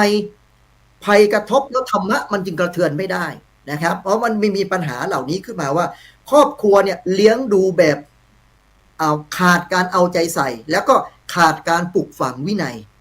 นะครับสิ่งที่เป็นนะฮะเพราะเด็กจะไม่รู้จักความรับผิดชอบนะครับเด็กอันนี้เด็กส่วนใหญ่นะฮะคือเด็กส่วนหนึ่งก็เข้าสู่ระบบปริยัตินะครับเรียนศึกษาธรรมะแต่ยังมีเด็กอีกส่วนหนึ่งที่เป็นเด็กที่อยู่ในฆราวาสเนี่ยนะครับก็จะเกิดปัญหาแบบนี้ประเด็นที่4คือด้านสุขภาพจิตแล้วก็ร่างกายครับอาจารย์ครับต้องยอมรับว่าเท่าที่ผมได้ทำการสำรวจมาเนี่ยเด็กจะมีภาวะซึมเศร้าเกิดขึ้นในโรงเรียนเยอะมากครับเห็นไหมฮะเยอะมากวิตกกังวลนะครับหรือที่เรียกว่าภาวะหมดไฟในการเรียนครับเมื่อหมดไฟในการเรียนขาดแรงจูงใจในการเรียนผมถามว่านั่นน่ะคือคุณลักษณะของนิสัยการใฝ่เรียนใฝ่รู้มันจะหายไปด้วยถูกไหมครับจะส่งผลต่ออารมณ์และส่งผลต่อสมองของเด็กนะครับอันนี้คือทางโลกต่อไปถ้าวิเคราะห์ประเด็นทางธรรมครับท่านอาจารย์พระครูครับว่า1พระอาจารย์จะเห็นว่าที่มันภัยมันกระทบคือเด็กส่วนใหญ่จะถูกกระตุ้นด้วยเทคโนโลยีดิจิทัลแล้วมันทำให้ขาดสติและสมาธิไม่มีพื้นที่ให้หยุดคิดหรือทบทวนทางด้านจิตใจถูกไหมฮะเด็กปัจจุบันนี้ผมกล้าการันตีเลยครับว่านั่งสมาธิได้ไม่เกิน3 นาทีครับถูกไหมฮะอันนี้คือธรรมะไม่กระเทือนจริงๆครับไม่สามารถที่จะทนอยู่กับสภาวะใดสภาวะหนึ่งได้นะฮะนี่ประเด็นที่ทางธรรมนะครับประเด็นต่อไปก็คือว่าขาดส่วนหนึ่งนะครับส่วนหนึ่งเนี่ยส่วนดีก็มีนะครับอาจารย์ครับแต่ส่วนหนึ่งที่กับผมได้นำเรียนหมายความว่าเด็กกำลังจะก้าวเข้าสู่ยุคที่เรียกว่าขาดความละอายชั่วกลัวบาปนะครับหมายความว่าขาดความรับผิดชอบและขาดฮิริโอตัปปะนะฮะเพราะว่าขณะนี้บุหรี่ไฟฟ้าเริ่มเข้ามาเยอะนะครับพระอาจารย์ครับแล้วมันเข้ามาง่ายด้วยนะครับเพราะฉะนั้นมันจะเกิดค่านิยมที่เรียกว่าเอาชนะด้วยกลแทนเอาชนะด้วยธรรมไงถูกไหมฮะ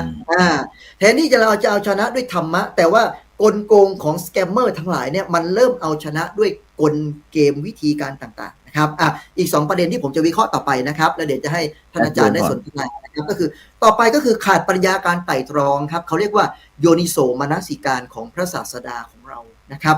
การคิดความเป็นเหตุเป็นผลเนี่ยน้อยลงนะครับเพราะฉะนั้นจะนำไปสู่การถูกกระแสชักจูงไปง่ายนะครับเพราะว่าขาดหลักคิดถูกไหมครับเพราะฉะนั้นอันนี้จะเกิดกับเด็กนะครับประมาณสุดท้ายคือว่าขาดเป้าหมายของชีวิตในการดำเนินแนวทางที่ถูกต้องตามอริยมรรคมีองค์ นะครับเอาง่ายๆภาษาชาวบ้านง่ายๆคือว่าเด็กตอนนี้ไม่รู้ครับอาจารย์ครับท่านดร.วิสิทธิ์ครับไม่รู้ว่าจะเรียนไปทำไมฮะ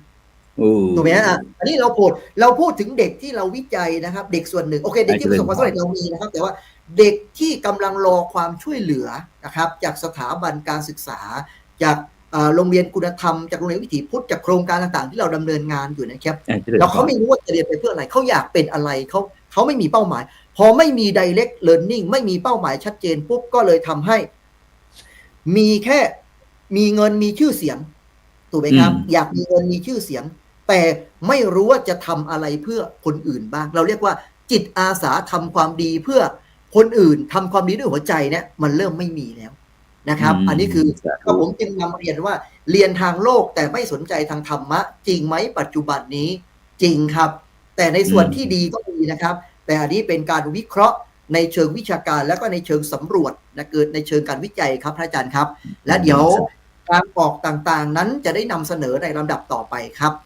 สาธุสาธุไปที่รองศาสตราจารย์ดร.พิรมศรีดาคำในฐานะที่เป็นมหาอุบาสกอีกท่านหนึ่งอดีตนักบินของเราด้วยนะได้ฟังอาจารย์พิเดชปรางทองที่พูดอาจารย์พิรมมีอะไรที่จะเสริมตรงนี้ไหมหรือว่าจะมีความเห็นที่แตกต่างจากนี้ไปขอเจริญพรก็เป็นคุณครูหนุ่มที่ไฟแรงนะอยากจะเป็นคุณครูแบบนี้สักครึ่งประเทศเนี่ยนะครับพระพุทธศาสนาเราจะได้มีความมั่นคงเคยได้ยินคำว่าการศึกษาหมาหางด้วนไหมครับท่านพุทธทาสท่านกล่าวไว้เรื่องนี้สำคัญครับ นั่นก็หมายความว่าการศึกษาไร้ทิศทางไม่มีคุณธรรมนั่นเองนะอันนี้ก็จะตอบโจทย์ของท่านอาจารย์พิเดชได้ว่ามันต้องมีคุณธรรมถ้าไม่มีคุณธรรมเนี่ยมันก็จะเป็นหมาหางด้วนปกตินี่หมามีหางทุกตัวนะแล้วก็ตัดหางนะคนที่เขามีเงินเขาไปตัดหางแล้วก็หมาแล้วก็ว่าสวยงามแล้วก็พากันตัดครับตัดหางนะท่านพุทธทาสท่านเปรียบไว้น่าสนใจนะครับคืออย่างนี้ครับอาจารย์ครับทางโลกเนี่ยเอาไปประกอบอาชีพส่วนทางธรรมเนี่ยเอาไปประกอบอาชีพไม่ให้อาชีพของตัวเองเนี่ยเซหรือว่าล้มหรือว่าหมดสภาพเห็นไหมคนที่ไม่ได้รู้ธรรมะเลยเนี่ยนะมันก็จะมีปัญหาครับมีปัญหาแน่นอนนะเพราะฉะนั้นความรู้ทางโลกของท่านเนี่ยเอามาประกอบอาชีพแต่ถ้าเกิดว่าไม่มีคนที่ประคับประคองเนี่ยนะไม่มีอะไรเนี่ยไม่มีภูมิคุ้มกันพระอาจารย์ถ้าพระอาจารย์เป็นหวัดร่างกายอ่อนแอก็จะเป็นโรคโน้นโรคนี้เพราะฉะนั้นคุณธรรมเนี่ย มันจะเป็นภูมิคุ้มกันนะเจริญพรให้อาชีพของตัวเองเนี่ยมีคุณภาพมากยิ่งขึ้นนะครับมีความรู้เนี่ยมีความรู้ท่วมหัวเอาตัวไม่รอดคำโบราณเขาว่าไว้นะเจริญไม่ใช่งามหน้าคนประพัฒนามันงามหมู่บ้านคนขี่ข้านคือมีทั้งสันคนขยันคือมีทั้งคมพี่น้องเอ้ยบ้านผมว่าภาษาอีสานครับเจริญพรคนมีความรู้เนี่ยไม่ได้อะไรมันงำนาต้นไม้ใหญ่ถ้ามันเกิดในนาจะไถจะหว่านจะอะไรมันก็ลำบากมันงำนานะถ้าต้นไม้เล็กๆงำไม่เป็นไรคนที่มีความรู้ไปเติร์กนาเติร์กสังคมเนี่ยมันมีปัญหาครับเจริญพรเพราะฉะนั้นภูมิคุ้มกันที่ดีที่สุดก็คือคุณธรรมมาเป็นภูมิคุ้มกันไม่ให้อาชีพของท่านนั้นเนี่ยมีปัญหาการดำรงชีวิตของท่านมีปัญหาต้องมีคุณธรรมครับเป็นภูมิคุ้มกันคนที่ถามพระอาจารย์ว่ามหาจุฬาเนี่ยเรียนแต่ทางโลกหลงทางไปหรือเปล่าไม่มีทางครับท่านอาจารย์ผมดูแลปริญญาตรีมาเนี่ย30 หน่วยกิจเนี่ยเป็นวิชาพื้นฐานด้านธรรมะนะศาสนาประยุกต์นะครับแล้วก็ปฏิบัติธรรมอย่างที่พระอาจารย์พระครูโควิดนะผู้กว้างขวางในจังหวัดลำพูนเนี่ยฮะอาจารย์โควิดเนี่ยเป็นครูบาอาจารย์ที่พระหนุ่มไฟแรงนะครับรูปนี้น่าจับตามองอย่างยิ่งนะอนาคตของศาสนาต้องอยู่ได้ครับก็ยังบอกพูดกับเพื่อนเสมอว่าพุทธศาสนาอยู่ได้ในทุกสถาบันรอดผมได้พูดเสมอฮะผมอยากให้คนที่เขาไม่เอาพุทธศาสนาเนี่ยลองพูดมาดังๆสิแล้วให้ชัดๆว่าคุณไม่เอาพุทธศาสนาเนี่ยคุณจะรอดไหมสถาบันคุณจะอยู่รอดไหมชาติศาสนาพระมหากษัตริย์อันนี้ชัดเจนนะครับนะเพราะฉะนั้นพุทธศาสนาจึงเป็นหลักชัยนะ จะบอกว่ามหาจุฬาเนี่ยปริญญาตรีปริญญาโทและปริญญาเอกที่ท่านอาจารย์พระครูโกวิทได้พูดมาเนี่ยถูกต้องครับปฏิบัติธรรมนะและมีมหาวิทยาลัยไหนบ้างครับที่เรียนขนาดนี้และปฏิบัติธรรมปริญญาตรี10 วันปริญญาโท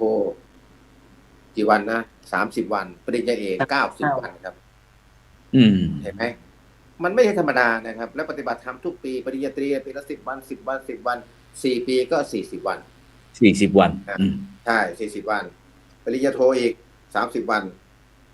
เยอะนะครับไม่ใช่ธรรมดานะปริญญาเอกนี่3 เดือนแล้วถามว่าบรรดามหาวิทยาลัยในประเทศไทยเนี่ยทั้งหมดเนี่ยทำแบบนี้ไหมครับ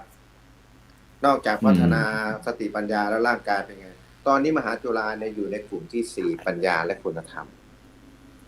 เจริญพรทุกหลักสูตรเลยครับจะต้องนะ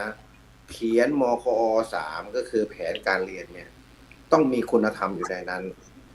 80% ของหลักสูตรเนี่ยพระอาจารย์วิสิตกำลังเครียดอยู่ตัวนี้ครับต้องเอาทุกหลักสูตรเขียนให้ได้แล้วก็เป็นการตอบประกันคุณภาพการศึกษาเห็นไหมครับองค์ล้นเกล้ารัชกาลที่5เนี่ยท่านได้บอกว่าสถาบันแห่งนี้นะเป็นการศึกษาพระไตรปิฎกนะชั้นสูงและศาสตร์สมัยใหม่คำว่าศาสตร์สมัยใหม่ก็คือรัฐศาสตร์นิติศาสตร์สังคมศาสตร์เนี่ยคุณพวกนี้เยอะๆเนี่ยเราเนี่ยคือศาสตร์สมัยใหม่ครับสมัยก่อนก็มีพระไตรปิฎกก็อยู่ได้แล้วนะตอนนี้ของมหาจุฬาเนี่ยคือบูรณาการกับศาสตร์สมัยใหม่ไงครับเราก็บูรณาการใช่ไหม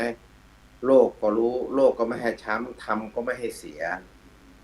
นะครับเนี่ยนี่คือมหาจุฬาผมอยากตอบคนที่ถามพระเดชพระคุณจริงๆครับ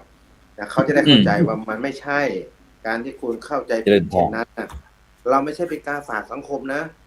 ไม่ใช่ว่าเรามาบวชเรียนพอบวชเรียนแล้วก็ไปสอบแข่งกับเขาแล้วก็ชนะแล้วก็มาว่าโอ๊ยบ้านก็ไม่ต้องเช่าเข้าไม่ต้องซื้อแถมยังมาสอบแข่งกับเขาแล้วยังสอบได้อีกเอาหาว่าเอาเปรียบสังคมอีกโอ้งงผมงงมากเลยนะมันไม่ใช่นะครับก็คือของเราเนี่ยนะครับพระสงฆ์เนี่ยปัจจุบันเนี่ยครับไม่ว่าจะเรียนมหามกุฏหรือมหาจุฬาเนี่ยล้วนแล้วแต่มีภูมิคุ้มกันในตัวของเขาเองเนาะถึงแม้ว่าเขาอาจจะไม่ได้เรียนสูงอะไรแต่เขาสามารถดำรงชีวิตอยู่ได้ในสังคมนี้อย่างสง่างามนะเดินเข้าวัดได้อย่างสง่างามเจริญพรไหว้พระได้อะไรได้อย่างสง่างามดีกว่าหลายคนที่ไม่ได้รู้ธรรมะเลยแล้วก็มีปัญหานะครับเดินเข้าวัดก็ไม่หลวมครับนะก็อยากจะบอกว่าอันนี้แหละครับผมยืนยันว่ามหาจุฬามหามกุฏเนี่ยมันเป็นทางรอดของสังคมจริงๆสาธุพวกทั้งหลายอาจจะไม่เลือกแต่ว่าเป็นทางรอดจริงๆครับอาจารย์ครับนมัสการครับที่เขาถามมาก็อาจจะด้วยความเป็นห่วงเป็นใยต่อพระพุทธศาสนาก็ได้ซึ่งแม้กระทั่งมีระเบียบสำนักนายกรัฐมนตรีที่ว่าด้วยการคุ้มครองพระพุทธศาสนาพุทธศักราช2568บอกว่าโดยที่รัฐธรรมนูญแห่งราชอาณาจักรไทยกำหนดแนวนโยบายแห่งรัฐให้รัฐพึงอุปถัมภ์แล้วก็คุ้มครองพระพุทธศาสนาแล้วก็ศาสนาอื่นโดยเฉพาะอย่างยิ่งพระพุทธศาสนาเป็นศาสนาที่ประชาชนชาวไทยส่วนใหญ่นับถือนะอย่างต่อเนื่องยาวนานแล้วก็มีแนวโน้มที่จะเกิดการบิดเบือนคำสอนของพระพุทธศาสนาแล้วก็บ่อนทำลายพุทธศาสนาโดยรูปแบบต่างๆอันเป็นภัยต่อความมั่นคงของชาติสังคมคุณธรรมจริยธรรมแล้วก็ส่งผลกระทบต่อสาธารณชนจึงสมควรนะบอกว่าให้มีระเบียบนี้ไว้เพื่อให้การคุ้มครองพระพุทธศาสนาเป็นไปอย่างมีประสิทธิภาพเกิดผลสำลิดสอดคล้องแนวนโยบายแห่งรัฐแล้วก็นโยบายของรัฐบาลนะซึ่งก็บอกว่าคณะกรรมการคุ้มครองศาสนาแห่งชาติเนี่ยพระพุทธศาสนาแห่งชาติเนี่ยมีให้คณะกรรมการคณะหนึ่งชื่อว่าคณะกรรมการคุ้มครองพุทธศาสนาแห่งชาติชื่อย่อบอกว่าคพช.นะซึ่งประธานคณะกรรมการซึ่งนายกรัฐมนตรีแต่งตั้งโดยพระสังฆราชานุมัติโดยความเห็นของมหาเถรสมาคมนะแล้วก็จะมีกรรมการโดยตำแหน่งก็คือจำนวน6ท่านปลัดกระทรวงมหาดไทยปลัดกระทรวงวัฒนธรรมเลขาธิการคณะกรรมการกฤษฎีกาเลขาธิการคณะกรรมการป้องกันและปราบปรามการฟอกเงินเลขาคณะกรรมการป้องกันและปราบปรามทุจริตในภาครัฐแล้วก็ ผู้บัญชาการตำรวจแห่งชาติแล้วก็จะมีกรรมการผู้ทรงคุณวุฒิด้านพุทธศาสนาด้านอื่นจำนวนไม่เกิน9 คนซึ่งนายกรัฐมนตรีแต่งตั้งด้วยความเห็นชอบของมหาเถรสมาคมแล้วก็อาจจะมีผู้อำนวยการสำนักงานพุทธศาสนาแห่งชาติเป็นกรรมการแล้วก็เลขานุการซึ่งตรงเนี้ยเราเห็นว่าวันนี้โดยเฉพาะนอกจากนั้นก็ โดยเฉพาะถ้าเราพูดถึงตามรัฐธรรมนูญหรือว่าอะไรต่างๆเนี่ยโดยเฉพาะอยากจะให้พวกเราได้แสดงความคิดเห็นเกี่ยวกับเรื่องระเบียบสักนิดหนึ่งว่าในฐานะที่เราเป็นพระสงฆ์องค์เจ้าหรือว่าเป็นอุบาสกอุบาสิกาเกี่ยวกับเรื่องระเบียบสำนักงานนายกระเบียบสำนักนายกรัฐมนตรีว่าด้วยการคุ้มครองพุทธศาสนาเนี่ยมันยังมีความจำเป็นที่จะต้องมีระบบระเบียบนี้ขึ้นมาหรือว่าเมื่อก่อนนี้เราถ้าพูดถึงเรื่องการปกครองคณะสงฆ์เราก็ตามพระราชบัญญัติ 2505 นี้เราก็จะมีการปกครองแต่สมเด็จพระสังฆราชมหาเถรสมาคมเสร็จแล้วก็จะลงตามลำดับชั้นมาจนถึงเจ้าอาวาสอย่างนี้ท่านอาจารย์อย่างท่านอาจารย์ครูโกวิทว่าเห็นมีมุมมองอย่างไรบ้างแต่ความคิดเห็นส่วนตัวก็แล้วกันสบายเลยเพื่อที่จะได้ก่อนที่อาจารย์โควิดจะได้พูดเนี่ยผมขอแทรกนิดนึงได้ไหมว่าได้เจริญพรน่าสนใจเจริญพรสนใจยังไงจ๊ะเหมือนกับว่ามองการไกลพอสมควรนะซึ่งขณะนี้ท่านรู้ไหมว่าประเพณีวัฒนธรรมของชาวพุทธเราเนี่ยเริ่มถูกจำกัดพื้นที่ตอนเนี้ยนะคณะกรรมการเหล่านี้จริงๆแล้วเนี่ยต้องเรียกประชุมครับว่าขณะนี้เนี่ยระเบียบกฎกติกาคำสอนทางพุทธศาสนานายกรัฐมนตรีได้ดูแลหรือไม่ได้เห็นหรือไม่ว่าการที่กระทรวงวัฒนธรรมเอาให้ชัดเลยนะครับขณะนี้เนี่ยนะครับมันคือประเด็นมันคือประเด็นตอนเนี้ยถ้าหากว่าผู้นำในกระทรวงนี้เนาะไม่ดูแลไม่สนใจไม่อุปถัมภ์ไม่ค้ำชูไม่ปกป้องปล่อยไปตามยถากรรมมันก็เหมือนกับกระบือบอดนะครับที่เลาะเล็มกินหญ้าหารู้ไหมว่าหญ้านั้นแก่หรืออ่อนคือไม่รู้จะนำยังไงจะนำทางพุทธศาสนาให้อยู่ในประเทศไทยได้อย่างไรเจริญพรเขาอาจจะนำเรื่องอื่นก็ได้ตอนนี้พวกเราเฝ้าจับตามองอยู่ผมคิดว่าพระสงฆ์พระหนุ่มอย่างท่านพระครูโควิดอัฐวาทีเนี่ยแล้วก็ครูบาอาจารย์พระเดชพระคุณทั้ง3 รูปเนี่ยเป็นพ่อหนุ่มผมว่าน่าสนใจคณะกรรมการชุดนี้ต้องคุยกันครับเขาประชุมกันสักครั้งหนึ่งหรือเปล่าแล้วผลออกมาเป็นไงผมอยากดูรายงานการประชุมจริงๆเลยว่าแต่งตั้งมาแล้วคุณมองเห็นยังไง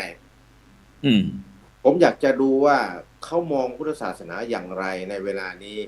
มองว่าเป็นที่พึ่งของประเทศนะอย่างเงี้ยหรือว่าศาสนาพระกษัตริย์เนี่ยเขามองยังไงเขามองพุทธศาสนากับสถาบัน3หลักใหญ่ๆของเรานี่อย่างไรนะครับผมเชื่อนะถ้าเราได้พูดคุยแล้วเอาระเบียบอันนี้มาพูดบอกว่าเขาแต่งตั้งมาแล้วลองคุยกันหน่อยสิใครก็ได้ที่เป็นกรรมการเนี่ยแม้แต่สำนักพระพุทธศาสนาจังหวัดเชียงใหม่ก็ลองคุยดูผมคิดว่าเขาไม่รู้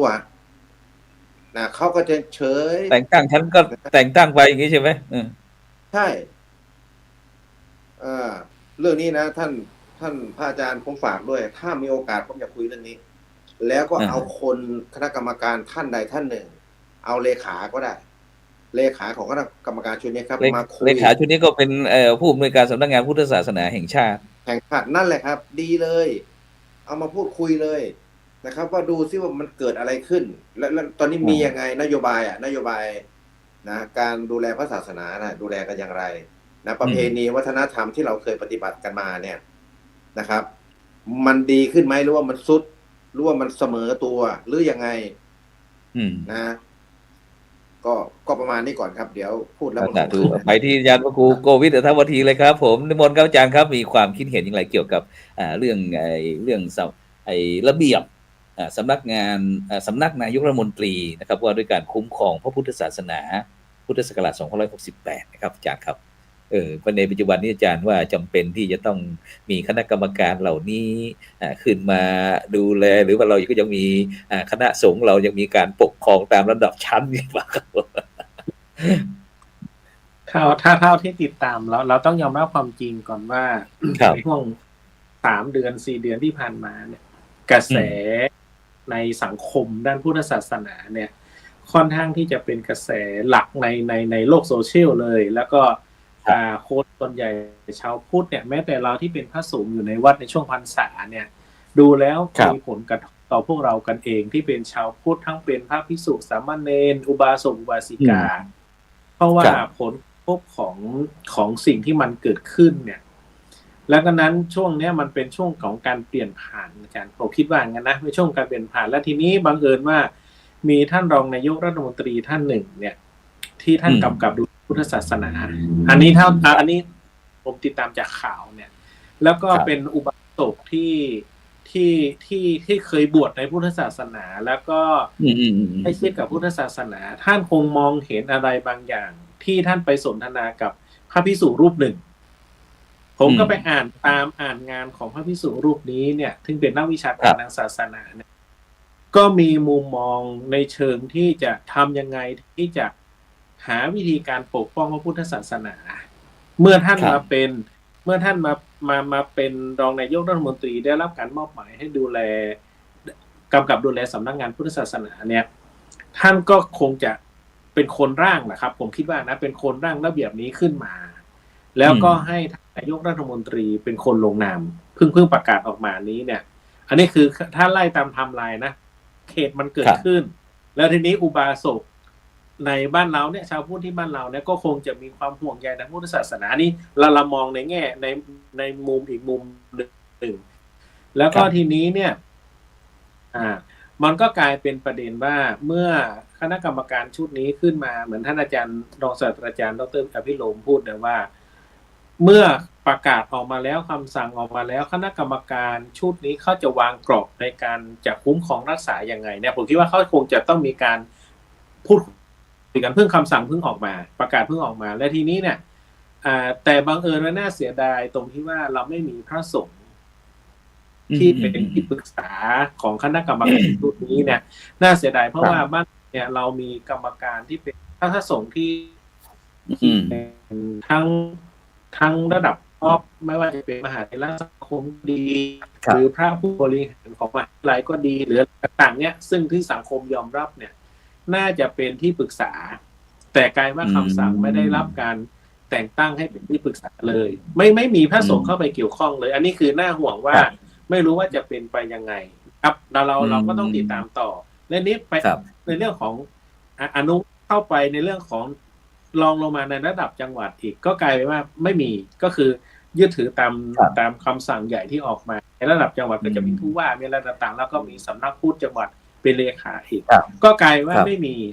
ไม่มีแต่ว่ามันมีข้อนั่นที่บอกว่าแต่งตั้งอนุกรรมการขึ้นมาคำว่าอนุกรรมการขึ้นมานี้เนี่ย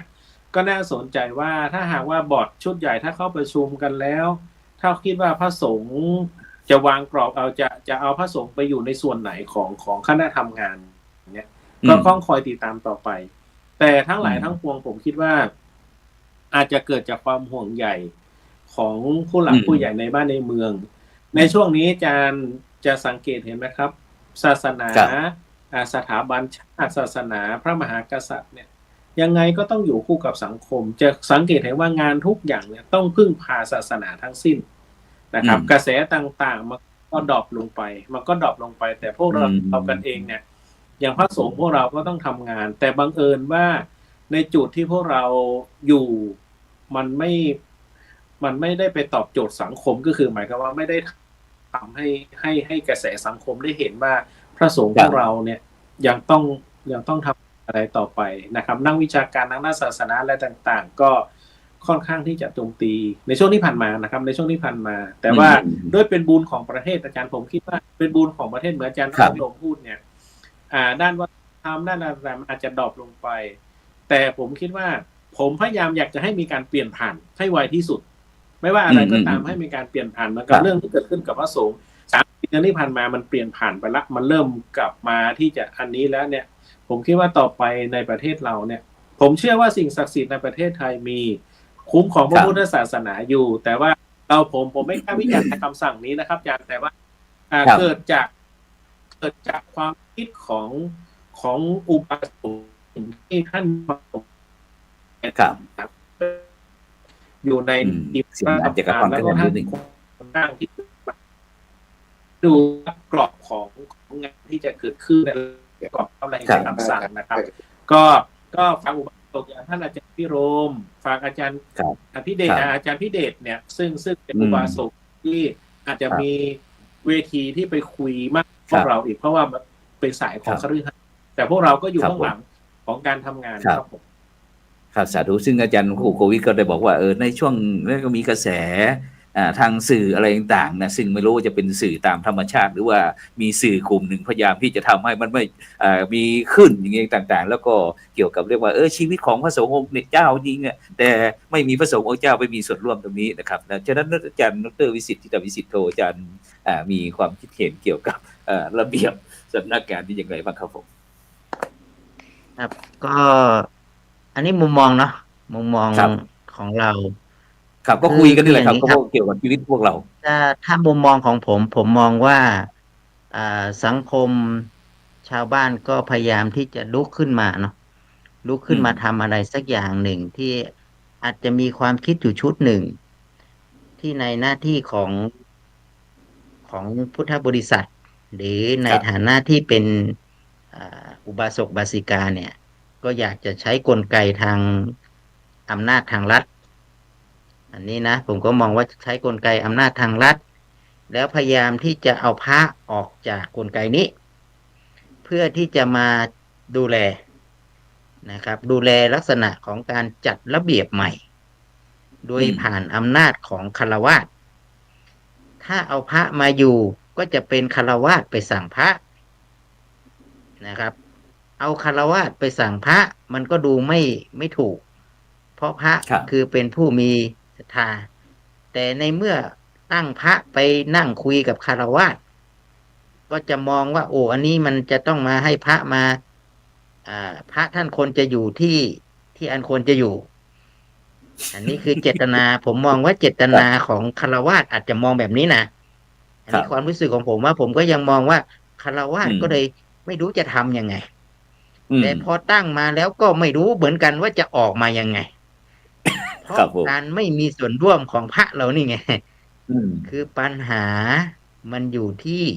พระสงฆ์แล้วพระธรรมวินัยผมก็ยังมองว่าต้องกลับไปดูที่พระธรรมวินัยแล้วฆราวาสจะไปเอาพระธรรมวินัยมาจัดการกับพระสงฆ์ก็ฆราวาสเขาไม่ได้เป็นสงฆ์ก็จะไม่มีสิทธิ์ที่จะมาใช้พระธรรมวินัยไปจัดการพระสงฆ์ตอนนี้ฆราวาสก็เลยต้องใช้ระเบียบที่ควรที่จะปฏิบัติแต่บังเอิญเราเนี่ยนะครับไปพ่วงกับพรบคณะสงฆ์ที่ไปอยู่กันว่ามันต้องมีการปฏิบัติภายใต้พรบของคณะสงฆ์อาจารย์พระครูฉะนั้นเนี่ยผมมองว่าในฐานะผมคิดว่าหนึ่งเนี่ยมันต้องแยกให้ออกครับปัญหามันอยู่ที่ไหนสังคมยังไม่เข้าใจปัญหานะเพราะว่าปัญหานี่หมายความว่าสังคมเนี่ยเป็นคนพาดผ่านว่าพระต้องเป็นอย่างนี้อย่างนั้นอย่างนี้ความพาดหวังของพระแต่สังคมไทยบริบทของความเป็นไทยของเราเนี่ยถามว่ามันใช้ได้ทั้งหมดไหมพรบคณะสงฆ์เราก็ยังไม่เคยปรับเปลี่ยนหรืออะไรเพิ่มเติมเนาะเราก็ไม่มีทั้งที่อำนาจทุกอย่างเนี่ยทางรัฐได้ถวายให้กับพระสงฆ์เราเรียบร้อยละได้ถวายให้พระสงฆ์ได้พิจารณาได้ใช้ให้เป็นโดยมีฆราวาสมาเป็นเขาเรียกว่าอะไรนะเป็นผู้สนองงานแต่พระเราก็ไม่ได้ใช้กลไกนี้นะอาจารย์พระครูโสพลเราไม่ได้ใช้จนในที่สุดเนี่ยพอไม่ใช้ฆราวาสก็อยู่ไม่ได้ครับฆราวาสก็ต้องลุกขึ้นมาเพราะว่ากระแสของสังคมมันเริ่มมาถามว่าผู้มีอำนาจภายในรัฐผู้มีความรับผิดชอบจะทำอะไรยังไงอยู่ไม่ได้ครับ ถ้าไม่รู้ก็ต้องเข้ามาทำนะครับทำอะไรก็ทำไว้ก่อน ขอให้ได้ทำนะครับ ทีนี้พอทำเสร็จแล้วผมมองว่าสุดท้ายต้องถามว่าแล้วจะทำยังไงเหมือนกับอาจารย์พิรมพูด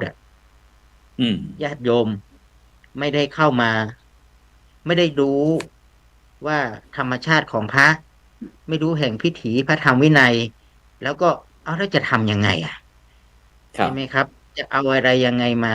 ฉะนั้นเนี่ยผมคิดว่าผมก็ยังโยนกลับไปใช้การปกครองของพระสงฆ์ปกครองกันเองอยู่เหมือนเดิม แต่จะปกครองภายใต้พระธรรมวินัย ภายใต้หลักพรบคณะสงฆ์ผมก็ยังคิดว่าเนี่ยคือทางจัดการ แล้วก็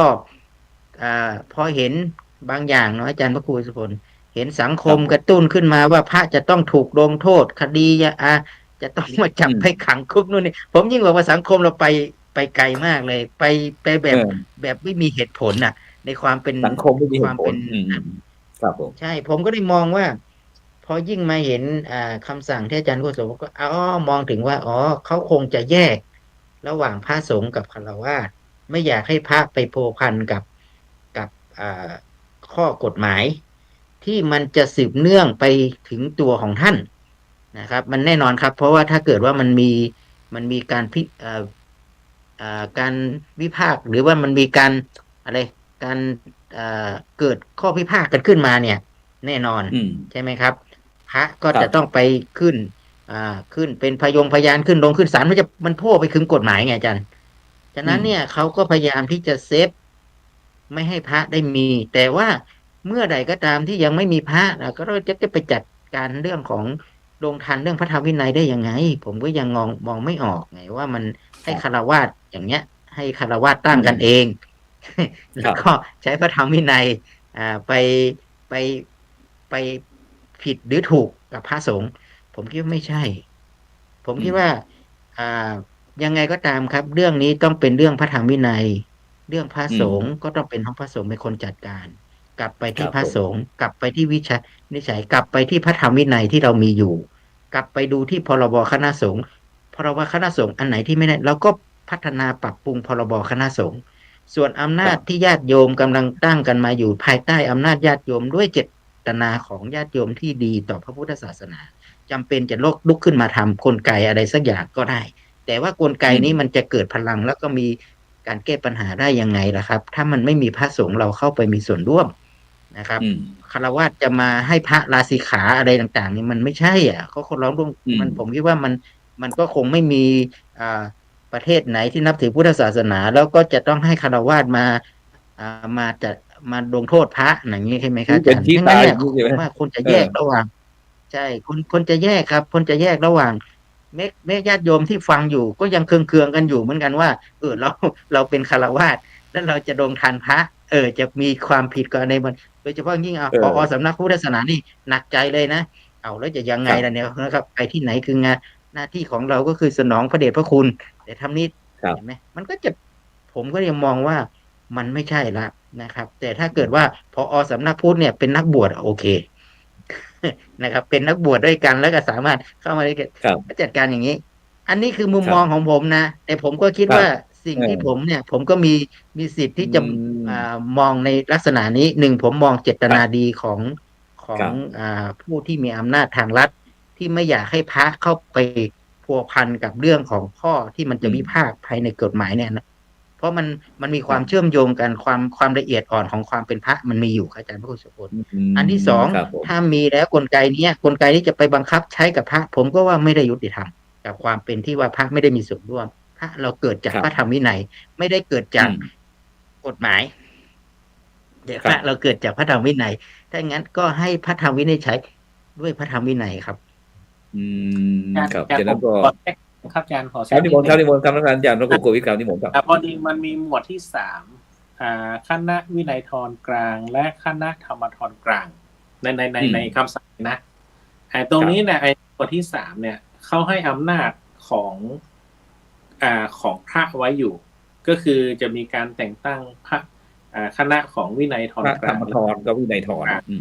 อันนี้คือเป็นชุดของคณะสงฆ์ที่จะมาดูเรื่องของพระธรรมวินัยผมคิดว่านะน่าจะมีการ น่าจะมีตั้งคณะกรรมการที่เป็นพระสงฆ์ขึ้นมา แต่บังเอิญสิ่งที่เราเห็นเนี่ยในคำสั่งเนี่ยมันไม่มีชื่อของพระสงฆ์มา อย่างที่ผมตั้งสังเกตนะว่าควรจะมีที่ปรึกษาที่เป็นพระสงฆ์ก่อนไหมแล้วก็มีคณะทำงานมีพระสงฆ์ร่วมเข้าไป เช่น อาจจะเป็นอธิการบดีมจรอธิการบดีมมรหรืออะไรอย่างนี้ที่อยู่ในคณะกรรมการชุดนั้นน่าจะมีอย่างนั้นนะแต่ว่าบังเอิญว่าในหมวดที่3เนี่ยมันเป็นเรื่องของวินัยทรกลางอะไรต่างๆเนี่ยผมคิดว่าจุดเนี้ยน่าจะเป็นจุดที่พระสงฆ์ที่จะสมมติเฉยๆนะว่าถ้าหากกระทำความผิดอะไรต่างๆแล้วก็อาจจะส่งเรื่องให้กับคณะกรรมการชุดนี้พิจารณาในเรื่องของพระธรรมวินัยก่อนไหมอะไรต่างๆก่อนไหมเนี่ยนะครับก็ต้องดูติดตามต่อไปนะครับอันนี้เพียงตั้งไว้ข้อสังเกตไว้ครับผมครับผมซึ่งอาจารย์ดร.วิสิทธิ์ก็ตั้งข้อที่สนใจบอกว่าคนที่มาเป็นกรรมการเนี่ยบวชหรือยังเพราะว่าชีวิตความเป็นพระมันละเอียดอ่อนนะต้องใช้โยนิโสมนสิการเพราะว่ามันละเอียดอ่อนจริงๆนะซึ่งโดยเฉพาะอย่างผู้เซนเนี่ยนายกรัฐมนตรีบวชหรือยังฉะนั้นไปที่อาจารย์พิเดชก็แล้วกันนะในฐานะที่เป็นอดีตนักบินมีมุมมองอย่างนี้อย่างไรเรื่องนี้ครับผมอาจารย์ครับก็ผมมีมุมมองอยู่2มุมมองด้วยกันนะครับมุมมองแรกก็คือว่ามุมมองที่จะพูดคุยในเรื่องของการที่จะเอาทางโลกมาควบคุมทางธรรมเนี่ยนะครับซึ่งอนาคตเนี่ยจะเกิดรูปแบบอะไรขึ้นมาก็แล้วแต่นะครับแต่เรามองอย่างนี้ผมเห็นด้วยกับท่านดร.วิสิทธิ์ว่าเรามีรัฐธรรมนูญอยู่279มาตรานะครับรัฐธรรมนูญนะครับ279มาตราพรบสงฆ์เนี่ยเราใช้มา63ปีนะครับ56มาตรา2,500แต่ขณะเดียวกันครับท่านพระครูครับพระธรรมวินัยเนี่ยมี 84,000 พระธรรมขันธ์นะฮะคือต้องมองในมุมนี้ว่าไม่ว่าคณะไหนจะเกิดขึ้นมานั่นหมายความว่าสิ่งที่มันมีอยู่แล้วเนี่ยโดยเฉพาะพระวินัยเนี่ย 21,000 พระธรรมขันธ์เนี่ยแสดงว่ามันเป็นศูนย์เหรอครับหรือว่ามันมีความเป็นโมฆะหรือเปล่าถูกไหมฮะอันนี้ผมตั้งข้อสังเกตนะพระสุตตันตปิฎกเป็นแนวทางในการประพฤติปฏิบัติต่างๆ 21,000 พระธรรมขันธ์แล้วมีพระอภิธรรมอีก 42,000 โอ้โหอันนี้คือในมุมมองผมว่ามันเยอะกว่า279มาตราเพราะฉะนั้นถ้าจะออกอะไรมาก็แล้วแต่เนี่ยจะต้องคำนึงถึงภาพลักษณ์ของคณะสงฆ์ด้วยที่ท่านอยู่ภายใต้บทบัญญัติของพระธรรมวินัยถูกไหมฮะอันนี้คือในมุมมองประเด็นแรกประเด็นที่2ก็คือว่าในมุมมองที่จะออกระบบระเบียบกฎหมายลูกต่างๆตามมาอีกเนี่ยมันจะเกิดผลกระทบผมวิเคราะห์ในเวลาสั้นๆอยู่ประมาณสัก5ประเด็นด้วยกันนะครับว่าโอเคเจตนาดีว่าต้องการควบคุมและก็สร้างความโปร่งใสต่างๆให้กับคณะสงฆ์แต่อย่าลืมนะครับว่ามาตรการที่ออกมาเนี่ยดูเหมือนว่าจะมุ่งไปที่การควบคุมมากกว่าการส่งเสริมและพัฒนาคือโยมเขามองกันอย่างนี้ครับท่านพระอาจารย์ท่านพระครูท่านด็อกเตอร์ครับท่านอาจารย์พิรมครับโยมเขาไม่ได้อยู่ในวงการสงฆ์ครับเขาไม่ได้เรียนมจรอย่างผมมาปริญญาโทอย่างผมมาเขาไม่ได้ปฏิบัติธรรมอย่างผมมา30 วันข่าวออกมาปุ๊บโซเชียลเผยแพร่ปุ๊บเขามองว่านี่ควบคุมสงฆ์ไม่ใช่พัฒนาสงฆ์ครับเพราะข่าวที่จะพัฒนาสงฆ์มันไม่เคยออกใช่ไหมเพราะฉะนั้นคฤหัสถ์จะเกิดความรู้สึกว่าเป็นการจับผิดมากกว่าการสนับสนุนใช่ไหมฮะอันนี้ผมพูดถึงระบบระเบียบกฎหมายองค์คณะต่างๆจะออกตามมานะครับเพราะว่าไอ้พรบฉบับเพราะว่าไอ้ระเบียบฉบับนี้ผมก็พอศึกษามาบ้างเพราะมันจะต้องเอามาใช้กับการระบบการศึกษาด้วยนะครับประเด็นที่2ก็คือว่าการควบคุมมันจะส่งผลต่ออิสระของศาสนาและบทบาทของพระสงฆ์อันนี้โยมมองนะฮะพระอาจารย์ครับการควบคุมอย่างเข้มข้นมันจะเป็นการจำกัดอิสระนะครับวัดพระสงฆ์โดยเฉพาะพื้นที่ชนบทพื้นที่ห่างไกลเช่นระบบบัญชีการตรวจสอบยังไม่พร้อมถูกไหมฮะทรัพยากรต่างๆมันจะเป็นการซ้ำเติมพระสงฆ์อีกในบริบทของวัดซึ่งมันมีต่างกันมากคือท่านอย่าลืมนะว่าวัดมันไม่ใช่มีวัดของพระราชาคณะหมดเลยทั้งประเทศมันไม่ใช่นะครับวัดบางวัดไม่ได้มีรายได้20-30 ล้านนะครับบางวัดยังไม่มีเงินจะจ่ายค่าไฟด้วยซ้ำไปใช่ไหมผมต้องบอกว่าอันนี้คือโยมเขามองว่ามันควบคุมเข้มข้นแล้วมันก็จำกัดอิสระภาพประเด็นที่3ครับพระอาจารย์ครับในเวลาน่าจะเหมือนน้อยแล้วนะฮะเอาความสามารถในการปฏิบัติวันนี้เราเพิ่มเป็นอีกครึ่งชั่วโมงก็ได้โอเคผมมี5ประเด็นนะประเด็นที่3ครับ ท่านดร.พิรมครับอีก3ประเด็นนะฮะความสามารถในการปฏิบัติจริงครับผมเชื่อว่าทุกอย่างที่ออกมาเนี่ยวัดจำนวนมากไม่มีบุคลากรเพียงพอไม่มีระบบบัญชีไม่มีสิ่งที่จะมารองรับมาตรฐานใหม่ที่ออกมาแบบกระทันหันแบบนี้นะเพราะการบังคับใช้จริงมันจะเกิดปัญหานะครับแต่ว่าผมถามว่าคณะต่างๆออกมาแล้วจะมีเจ้าวาดทำไมมีเจ้าคณะอำเภอทำไมตำบลทำไมมีมหาเถรสมาคมทำไมใช่ไหมฮะเพราะว่าเดี๋ยวก็ต้องไปใช้อีกชุดหนึ่งแล้วก็ไปตั้งกันมาอีกชุดหนึ่งไปตั้งกันมาชุดมันซ้ำซ้อนแล้วมันเยอะมันวุ่นวายไปหมดครับตอนนี้พระสงฆ์ไม่ต้องจำพรรษาไม่ต้องจำวัดไม่ต้องปฏิบัติธรรมแล้วครับต้องมุ่งอยู่กับคดีความอะไรจะเกิดขึ้นกับตนเองถูกไหมครับอันนี้คือประเด็นที่3นะครับมันมีแต่บทลงโทษแต่ไม่มีแผนสนับสนุนไม่มีแผนให้คำปรึกษามันจึงจะเป็นแรงต้านต่อไปในอนาคตนะครับประเด็นที่3ในมุมมองของฆราวาสประเด็นที่4ก็คือว่ามันจะเกิดผลต่อพุทธศาสนิกชนและก็ภาพลักษณ์ของวัดครับเพราะว่ามันจะสะท้อนถึงการกำกับของระบบราชการจากบนลงล่างถูกไหมฮะพุทธศาสนิกชนอย่างผมเนี่ยมันจะมองว่าอันนี้เป็นงานของราชการมากกว่างานของพระศาสนาเป็นงานของเจ้าหน้าที่มากกว่างานของพระสังฆาธิการด้วยกันเองคุณมีพระสังฆาธิการถูกไหมฮะคุณมีเจ้าวาดซึ่งเราเรียกเจ้าวาดว่าอะไรนะฮะว่าผู้ที่รับภาระอันหนักถูกไหมฮะท่านต้องรับภาระอันหนักอยู่แล้วไงแต่ทีเนี้ยเอาระบบราชการเข้ามาครอบอีกไงถูกไหมฮะเอาเจ้าหน้าที่เข้าไปอีกอะบางคนเนี่ยบุกไปในวัดเลยนะครับไม่ให้เกียรติแม้กระทั่งเจ้าวาดก็มีครับอันนี้ก็ออกทางสื่อเยอะแยะเพราะฉะนั้นภาพของวัดจะถูกว่าถูกจับตาพระสงฆ์อาจจะรู้สึกถูกคุกคามแล้วก็ลดบทบาทลงไปประเด็นที่4นะครับประเด็นที่5ก็คือว่าความยั่งยืนและก็ความเหมาะสมกับประเทศไทยในระยะยาวเรามีวัฒนธรรมและเรามีประเพณีเรามีวิถีปฏิบัติต่างๆมาเป็นระยะเวลานานนะครับเพราะฉะนั้นเนี่ยมาตรการที่สร้างออกมาจะจัดการกับปัญหาแต่ไม่ได้คำนึงว่าวัดมีบทบาทในการสร้างชุมชนให้เกิดความเข้มแข็งนะครับเพราะฉะนั้นเนี่ยการจำกัดปัญหาต่างๆจะสะท้อนไปถึงความอ่อนแอในชุมชนและก็ในสังคมตามมาด้วยนะครับเพราะฉะนั้นผมอยากจะเรียนว่าต้องมีการทบทวนนะครับพระสงฆ์ต้องเข้าไปมีส่วนร่วมแล้วก็สร้างแรงจูงใจต่างๆนะครับให้เกิดการศึกษาการคิดการวิเคราะห์การวิพากษ์วิจารณ์ไอ้สิ่งที่ออกมาเนี้ยผมว่าพระสงฆ์มีส่วนร่วมน้อยนะครับแม้กระทั่งครูบาอาจารย์อย่างกับผมเองเนี่ยซึ่งเป็นวิทยากรด้วยนะครับแล้วก็บรรยายในมหาลัยต่างๆด้วยเนี่ยก็ยังมีส่วนร่วมในการประชาพิจารณ์น้อยมากเลยครับทั้งที่พระพุทธเจ้าพระศาสดาฝากไว้กับพุทธบริษัท4นะครับไม่ใช่ฝากไว้กับพระสงฆ์อย่างเดียวนะครับภิกษุณีอุบาสกอุบาสิกาอุบาสกอย่างผมยังไม่มีส่วนร่วมเลยครับอันนี้คือเป็นมุมมองในการวิเคราะห์นะครับเพื่อที่จะสะท้อนให้เห็นนะว่า1เอาโลกมาคุมธรรมเป็นยังไง2มุมมองระยะยาวจะเกิดอะไรขึ้นครับกล่าวนำเรียนด้วยความเคารพเป็นอย่างสูงครับสาธุไปที่ท่านอาจารย์ดร.พิรมศรีดาคำว่ายังไงเห็นตามกับที่อาจารย์วิเดชว่าไหมหรือว่า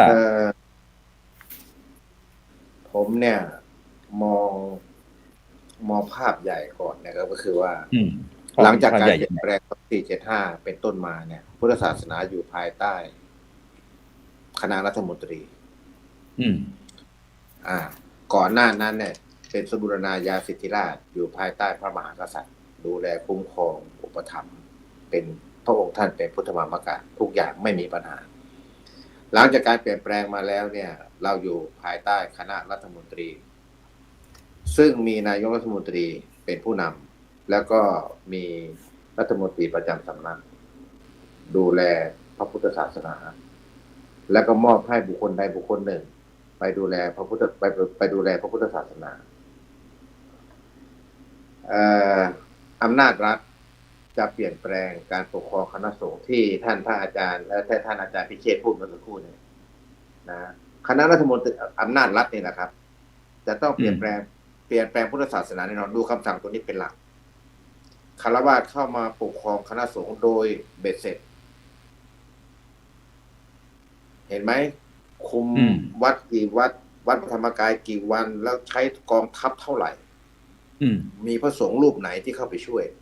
และมีกี่คดีและมหาเถรทำอะไรถึงแม้ณชั่วโมงนี้นะณเวลาเนี่ยที่เราคุยกันอยู่เนี่ยวันที่7 พฤศจิกายน 68 มหาเถรสมาคมเนี่ยทราบไหมว่าคดีที่เกิดขึ้นมาเมื่อไม่กี่เดือนที่ผ่านมาเนี่ยเจริญพร 40,000 กว่าคดีที่เขาแจ้งกองปราบนะฮะ อืม มันอยู่ในมือของมหาเถรสมาคมหรือยังเอามากรองหรือยังหรือว่าจะให้คณะคารวะที่แต่งตั้งที่พระอาจารย์ได้กรุณาอ่านเมื่อสักครู่เนี่ยเห็นไหมพูดง่ายๆว่าตอนนี้เนี่ยคณะสงฆ์เนี่ยอ่อนแอไม่สามารถที่จะดูแลกันได้ ลูกเต้าเหล่าหลาน77 จังหวัดนะที่อยู่ด้วยกันได้300,000 กว่ารูปเนี่ยไม่รู้จะพึ่งใครแล้ว ตัวใครตัวมันเลยเหรอ ใช่ถูกต้องครับ เออ ไม่มีการช่วยเหลือเอื้อเฟื้อทุกส่งเสริมบำพันส่งเสริมทนุบำรุงอุปถัมภ์มีไหมครับ อืม ได้เข้ามาดูแลไหมได้อะไรไหมจะกาป่วยไปยายไปถึงอำนาจรัฐล่ะครับ ที่เขาจะมาดูแล แม้แต่ตัวของพระเดชพระคุณทั้งหลายเองเนี่ย ยังไม่ดูแลกันอย่างใกล้ชิด อืม นะเมื่อไรครับจะออกมาให้เห็นจะแต่งตั้งทำไมไม่แอคชั่นออกมาว่าโอเคขณะนี้เรามีปัญหาศึกภายในเรามีละแล้วเราจะทำกันยังไง อืม แล้วอะไรทั้งหลายถ้าผมยังไม่เห็นนะผมยังไม่เห็น แต่มันมีมาตรา31นะท่านอาจารย์ดรพิรมบอกว่ารับรองเสรีภาพในการนับถือศาสนา แล้วก็ปฏิบัติตามหลักศาสนาตราบเท่าที่ไม่ขัดต่อกฎหมาย ดังนั้นรัฐมีบทบาทอุปถัมภ์แต่ไม่ปกครอง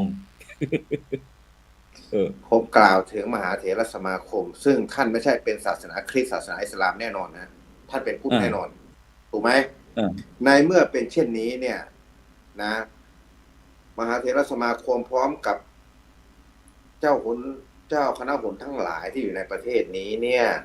นะครับ เจ้าคณะจังหวัดทั้งหลายเนี่ยนะครับ ได้สอดคล้องกันไหมว่าการทำงานนะครับ แล้วก็มีการปรับปรุงเปลี่ยนแปลงให้ผิดไปจากเดิมไม่ตรงไหนที่มันโหว่มันอะไร ตอนนี้ให้คารวะเนี่ยมาจัดการนะนะพระอาจารย์ก็คุยกันเมื่อสักครู่เนี่ยคำสั่งเหล่านี้ก็ใช่นะครับ ให้คารวะเนี่ยมาดูแลพระสงฆ์แน่นอนในเมื่อพระสงฆ์มาดูแลกันนี่ครับเขาก็จำเป็นที่ต้องมาดูแล ในเมื่ออยู่ภายใต้รัฐธรรมนูญที่พระเดชพระคุณอ่านเมื่อสักครู่เนี่ยว่าทนุบำรุงดูแลทุกศาสนานะครับ แต่ศาสนาพุทธของเราไม่ได้ดูแลกันนะที่ผมไม่ค่อยสบายใจเนี่ยนะครับ จะให้คารวะอย่างผมอาจารย์พิเดชเนี่ยมาเนี่ยมันไม่ใช่ครับพระสงฆ์ก็ต้องออกมาเองแล้วให้มหาอุบาสกอย่างเราเนี่ยนะเข้าไปเสริมสนับสนุนขาดเหลืออะไรก็บอกแต่อันนี้เนี่ยพระคุณเจ้ายังนิ่งนอนใจยังคิดว่าไม่มีภัยอะไรมีคนเข้าทำนายไว้ว่าไม่เกิน20 ปีพุทธศาสนาของเราจะมีการเปลี่ยนแปลงโดยเฉพาะพุทธศาสนิกชนสมาชิกกันแล้วกันประชากรโลกกันแล้วกันนะครับทีนี้แหละพระมหาเถระจะอยู่กันยังไงจะทันไหมปรับปรุงเปลี่ยนแปลงจะมาพูดคุยกันเนี่ยแต่ตอนนี้มันเป็นโอกาสปัญหาคือโอกาสครับนะในเมื่อมันเกิดปัญหามันเป็นโอกาสที่เราจะเข้ามาดูแลไงครับทั้งมีโอกาสแต่ท่านไม่ทำโอกาสตรงนี้ครับสารเหมือนกับพระไตรปิฎกพระเจ้าอโศกมหาราชมีคนปลอมบวชเข้ามาก็สังคายนาซะเลยแล้วก็จัดการกับพระสงฆ์เหล่านั้นก็จบอันเนี้ยยังไม่สังคายนาครับยังไม่พูดคุยยังไม่ลงมือกระทำอะไรบางอย่างอย่างเงี้ยครับผมมองว่ามันเป็นเรื่องของพระสงฆ์จะต้องมาดูแลกันเองนะครับทหาร300,000 คนนะฮะพระภิกษุก็300,000มั้งแต่มาตรา15บอกว่ามหาเถรสมาคมมีอำนาจวินิจฉัยปกครองควบคุมกิจการงานของคณะสงฆ์ดังนั้นรัฐไม่มีอำนาจก้าวล่วงกิจการภายในศาสนาเว้นแต่กฎหมายบัญญัตินี่ไงเขาเปิดโอกาสให้แล้วทำไมไม่ทำมหาเถรสมาคมทำไมไม่ทำรัฐเขาก็ไม่อยากมายุ่งแต่ในเมื่อว่ารัฐก็มองอยู่ว่าเมื่อไหร่พระสงฆ์จะทำกันเขาก็มองอยู่นะเห็นไหมมองอยู่แล้วพระสงฆ์ก็บางรูปก็ประพฤติตัวไม่ดีมันเกิดขึ้นมารัฐก็ต้องเข้ามาในเมื่อพระสงฆ์นิ่งเงียบสังคมนี่เป็นสังคมใหญ่ใช่ไหมเพราะฉะนั้นเนี่ยมหาเถรสมาคมนะเจ้าคณะหนทั้งหลายนะครับก็ต้องมาดูแลมาพูดคุยมาอะไรก็ได้ผมคิดว่า มีทางออก มันไม่ใช่ทางตันเพราะว่าพี่น้องชาวพุทธของเราอย่างพวกผมเนี่ย พร้อมเสมอที่จะดูแล ยิ่งถ้าเกิดอำนาจรัฐเขาไม่สนับสนุนไม่สนใจอยู่แล้วเขามองด้วยหางตาอยู่แล้ว อันนี้ไปกันใหญ่เลยครับนะไม่ได้บำรุงไม่ได้อะไรเลย ผมจึงเป็นห่วงนะครับ จริงๆแล้วเรื่องนี้ควรจะจัดสัมมนาครับ ในสถานการณ์ในมหาวิทยาลัยของเรานี่แหละครับนะพูดคุยกันหรือว่าชาวพุทธพูดคุยกันนะพุทธสมาคมแห่งประเทศไทยเนี่ยเขาบอกมีทุกจังหวัดไม่ใช่นะครับนะมีทุกจังหวัด ได้เข้ามาดูแลไหมล่ะครับ ได้เข้ามาช่วยกันไหมก็อย่างเงี้ยครับ ผมก็เป็นห่วงเป็นใยครับ อันนี้ก็มันต้องมีเวลาครับพระเดชพระคุณครับ แล้วก็ไปได้คุยกันนะสักวันหนึ่งท่านพระครูโสพลก็จัดเวทีนะให้พวกเราได้ไปจามไปพูดคุยไปแสดงทัศนวิจารณ์แตกต่างหรือว่าเห็นด้วยอะไรก็ว่ากันไปตามประเด็นต่างๆที่เกิดขึ้นครับนมัสการครับอาจารย์ครับสาธุเอาไปที่อาจารย์พระครูโกวิทรวทีนะตั้งท่าว่าจะเตรียมตัวแล้วว่าไงอาจารย์มีอะไรที่จะเสริมอาจารย์ฟังครูบาศกทั้งสองท่านเนี่ยเข้าใจว่าท่านอาจารย์ทั้งสองท่านเนี่ยรักพระพุทธศาสนาห่วงใยพุทธศาสนาแต่พวกเราเนี่ยจะอาตมาก็ติดตามข่าวนะอย่างที่เราให้ฟังตะกี้เนี่ยให้ว่าอยู่ๆประกาศหรือคำสั่งนี้มันจะออกมาโดยที่ไม่มีพระผู้ใหญ่จะไม่รู้เลยเนี่ยคงเป็นไปไม่ได้อาจารย์อันนี้ในทัศนะผมนะผมเห็นฝ่ายบ้านเมืองเนี่ยเข้าไปหาพระผู้ใหญ่นะการเข้าไปหาพระผู้ใหญ่ในลักษณะต่างๆที่เห็นจากข่าวเนี่ยอาจารย์เขาจะไม่คุยกันเลยหรือว่ารัฐบาลหรือว่าฝ่ายบ้านเมืองเขากำลังทำอะไรกันอยู่อันนี้คือเราวิเคราะห์จากสิ่งที่เราเห็นภาพผู้ใหญ่แล้วไปคุยกับผู้ใหญ่ในฝ่ายของศาสนาจักรเนี่ยแล้วทีนี้อย่างท่านอาจารย์วิโรจน์เนี่ยตรงๆก็คือท่านพูดถึงเรื่องขององค์กรสงฆ์ที่เป็นผู้นำสูงสุดเนี่ยอาจารย์นำสูงสุดของสงฆ์เนี่ยที่เป็นองค์กรใหญ่เนี่ยผมคิดว่าเขาคงรับทราบอยู่แต่ว่าวิธีการอย่างที่อาจารย์อภิรมย์พูดเนี่ยการที่จะออกมันจะต้องมีพระสงฆ์ที่เป็นหน่วยที่สามารถสื่อสารให้กับสังคมได้รับรู้ถึงสถานการณ์ต่างๆอะไรต่างๆเนี่ยการที่เรานิ่งเนี่ยมันเป็นจุดที่เสียอย่างที่อาจารย์ทั้งหลายได้พูดเนี่ยคือหมายความว่ามันเป็นจุดที่หน่วยงานราชการต่างๆเขาก็ออกมาสร้างมาโจมตีมาอะไรต่างๆให้พวกเราได้เห็นภาพนะครับแต่ทั้งหลายทั้งปวงเนี่ยผมคิดว่าเราก็คือตัวมดงานมดหนึ่งที่อาจารย์ทั้งหลายด้วยความห่วงใยเนี่ยเราก็ต้องเฝ้าติดตามว่าบทบาทต่อไปมันจะเป็นยังไงอาจารย์อภิรมย์ในสมัยที่อาจารย์อะไรนะที่พาพวกเรามหาจุฬาไปอยู่หน้าทำเนียบอยู่ด้านนั้นอันนั้นมาก็ไปหลายครั้งนะเขาให้ไปเราก็ไปนะอาจารย์ว่าตอนนี้มันไม่มีแกนนำประเภทนั้นละในสถาบันของเราท่านที่เป็นแกนนำในยุคนั้นเนี่ยพวกเราก็ไปนะครับในสายอาจารย์สายนิสิตพวกเราก็ไปแต่บังเอิญว่าช่วงหลังมันไม่แกนนำที่เป็นพระสงฆ์ประเภทนั้นอาจารย์ยิ่งถ้าปัจจุบันนี้นะสังคมมันไวต่อความรู้สึกกับสื่อต่างๆเนี่ยถ้ามันมีแกนนำสงฆ์ที่ในอยู่ส่วนกลางและสามารถสื่อสารให้พวกเราเหมือนที่อาจารย์ทั้งหลายได้พูดเนี่ยอาจารย์วิเดชพูดเนี่ยก็ถูกต้องบอกอาจารย์แต่ว่าเรามันอยู่ในส่วนภูมิภาคบางอย่างเนี่ยขนาดคนที่อยู่ส่วนกลางจริงๆใกล้ชิดกับผู้นำประเทศใกล้ชิดแต่ผมเห็นภาพไปหมดเลยนะถึงขั้นตบหัวจับหัวกันได้เนี่ยผมคิดว่าไม่เป็นธรรมดานะแต่ว่าทำไมไอ้กฎหมายฉบับนี้ถึงออกมาได้อาจารย์ทั้งนี้ถึงขั้นที่ตบหัวกันได้อ่ะจับหัวกันได้อาจารย์ภาพออกมาแล้วนะเป็นบวกแต่ทำไมเป็นลบมากกว่าบวกใช่ไหมใช่ทำไมคนที่เซ็นเนี่ยถึ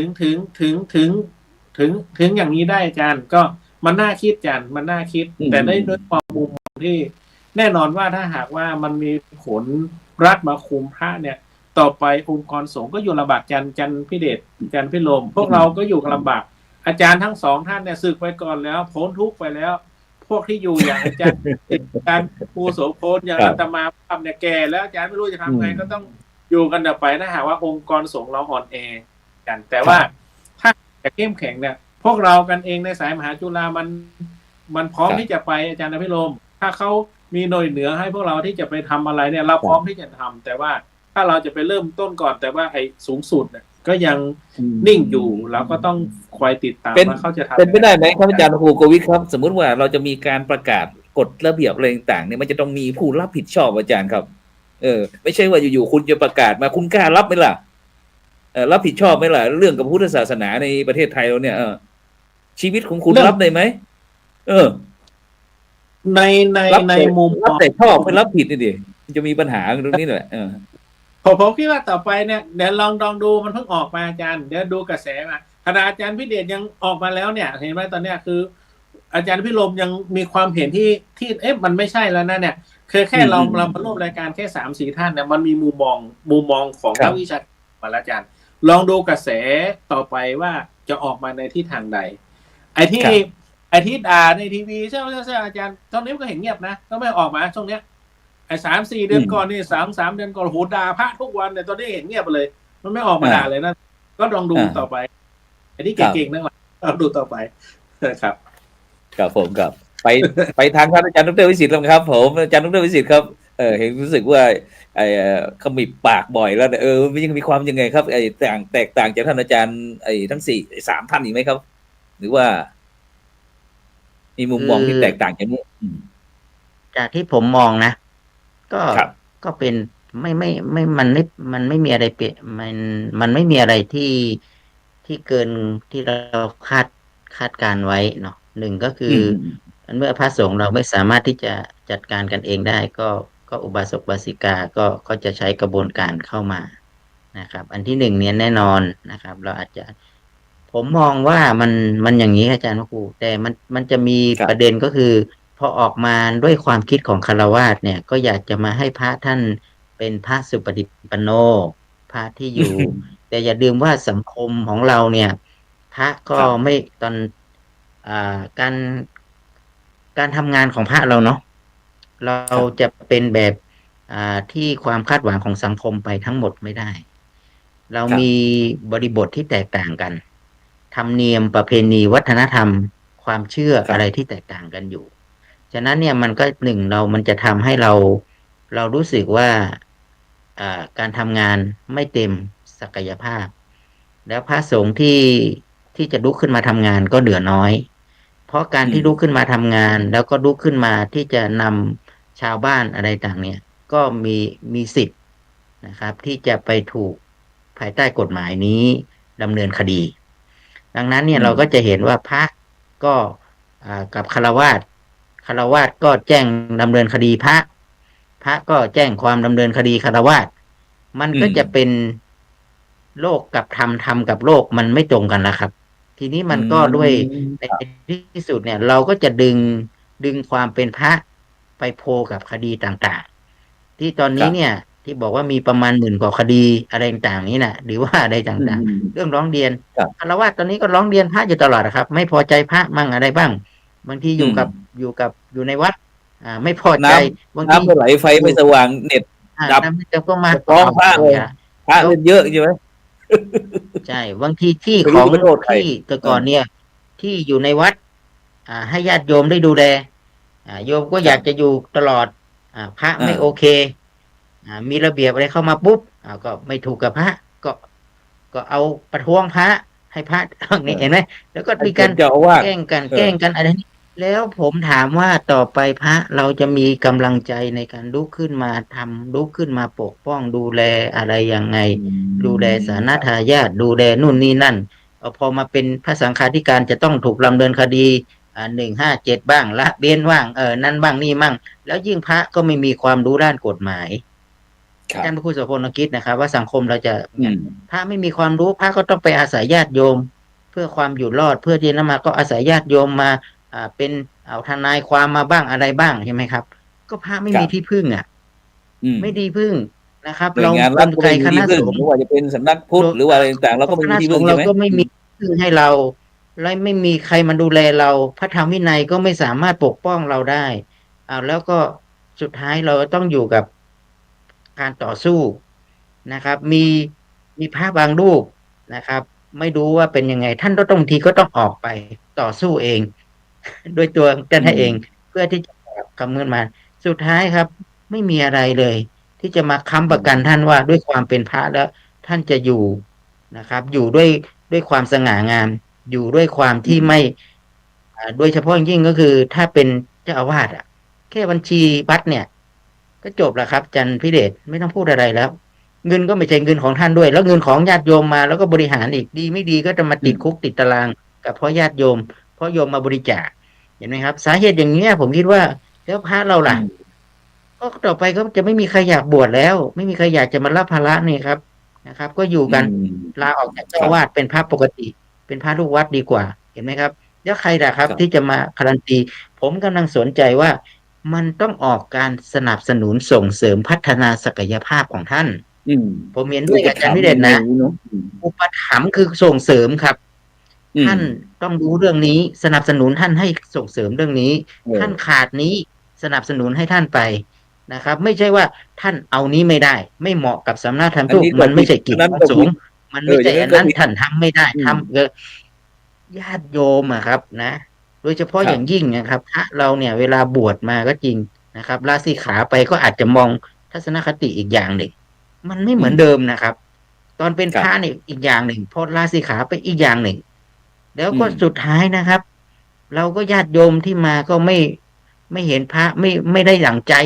เอาพระรูปนี้ไม่เป็นพระที่ได้อย่างใจเราก็บอกว่าพระนี่ไม่ดี พระนี่ทำไม่ถูกพระนี่ไม่ถูกพอพระท่านมาก็มีวิพากษ์กับพระก็ร้องเรียนพระบ้างเรียนพระบ้างแล้วดูสิครับด้วยความเป็นพระแล้วญาติโยมคนไหนลุกขึ้นมาปกป้องพระกันเองลุกขึ้นมาปกป้องกันเองผมก็ยังไม่เห็นนะถ้าพูดอย่างนี้ปุ๊บนี่นะผมคิดว่าโยมจะต้องสะกิดเหมือนกันว่าสุดท้ายโยมได้มีลุกขึ้นมาปกป้องเจ้าอาวาสลุกขึ้นมาปกป้องพระสงฆ์เวลาท่านถูกทำร้ายเวลาท่านทุกข์ดีไหมนะครับแม้กระทั่งถึงแก่ชีวิตนะอาจารย์พระครูโสพลเราก็เคยเห็นแล้วสุดท้ายไม่เกิน3 วัน 7 วันเรื่องก็หายไปเป็นข่าวแป๊บหนึ่งใช่ไหมครับได้ยังไงชีวิตของพระนะครับ ต่อไปเนี่ยไอ้ตัวที่กฎหมายที่ออกมาเนี่ย ผมคิดว่าจะปกป้องพระยังไงถ้าเกิดมีพระถูกปุ๊บมีใครมาร้องเรียนโอ้คนนี้พระนี่ก็กลับปุ๊บแล้วก็จะคืนความเป็นธรรมให้ท่านยังไงใช่ไหมเราก็พร้อมที่จะแสดงความบริสุทธิ์ใจท่านแล้วก็มีไหมล่ะแล้วก็คนที่ร้องเรียนพระคนนั้นจะได้ดำเนินคดีกับคนญาติโยมไหมล่ะบางอย่างพระธรรมวินัยยังเอื้อบอกว่าพระไปมีพระวาทะกับโยมไม่ได้นะโยมมีวาทะกับพระได้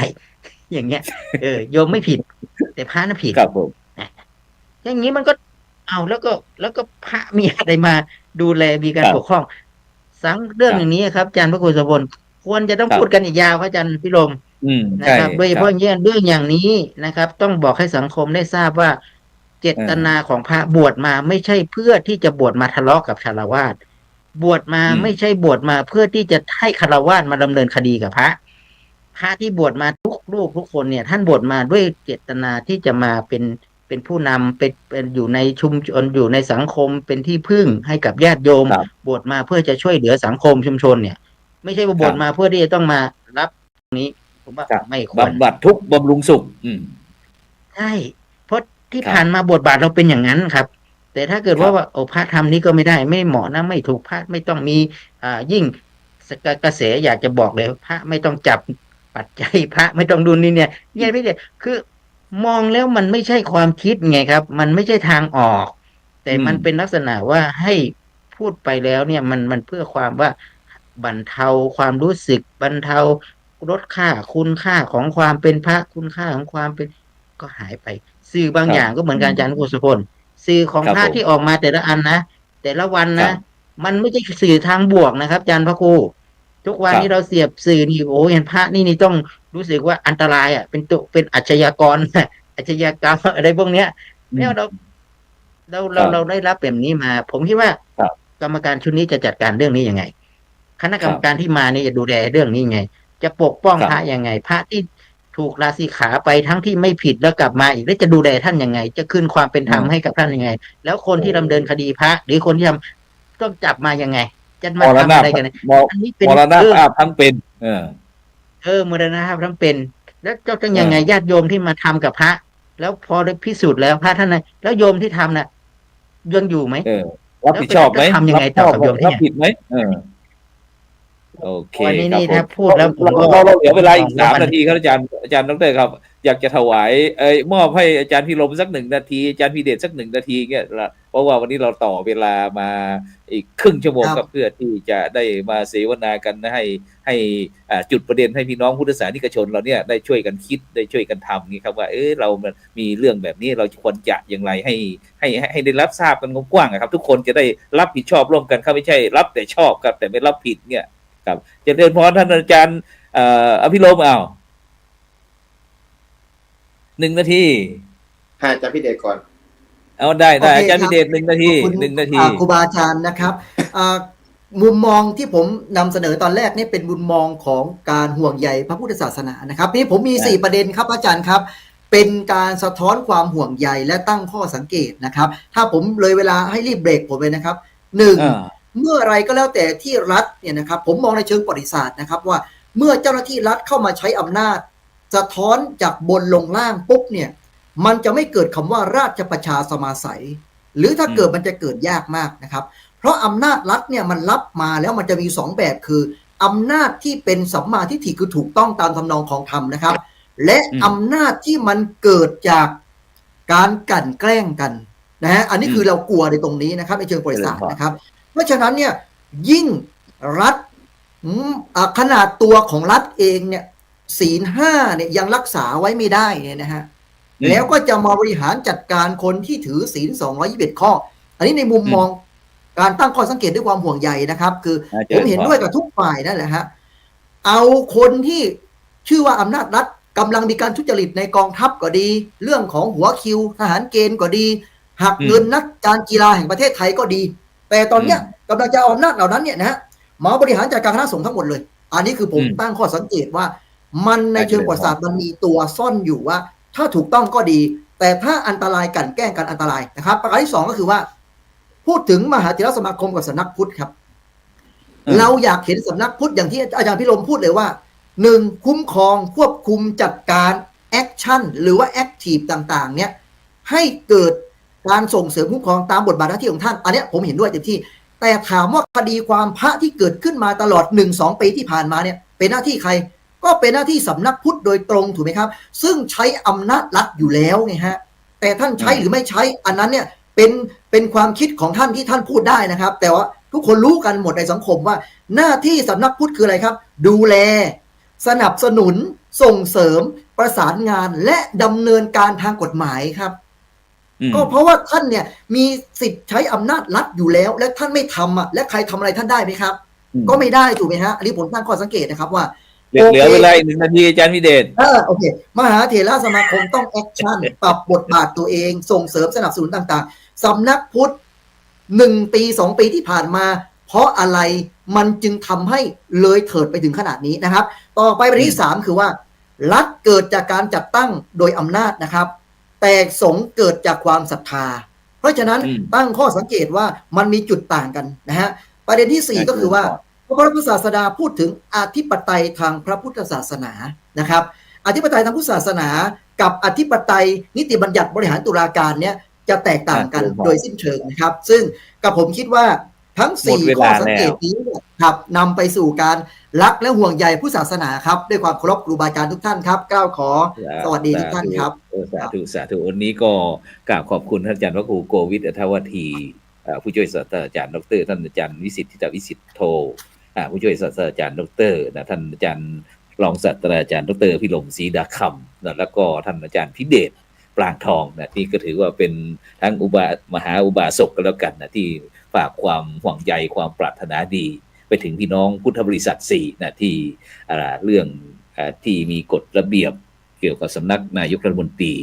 เรื่องการคุ้มครองพุทธศาสนาเราก็เก็บมาให้คุยเพื่อที่จะเป็น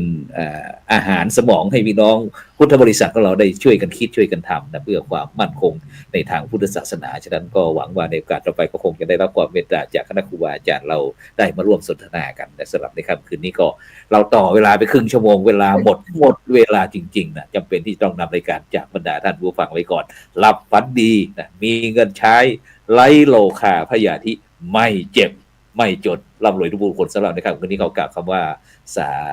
ธุขอบพระคุณครับ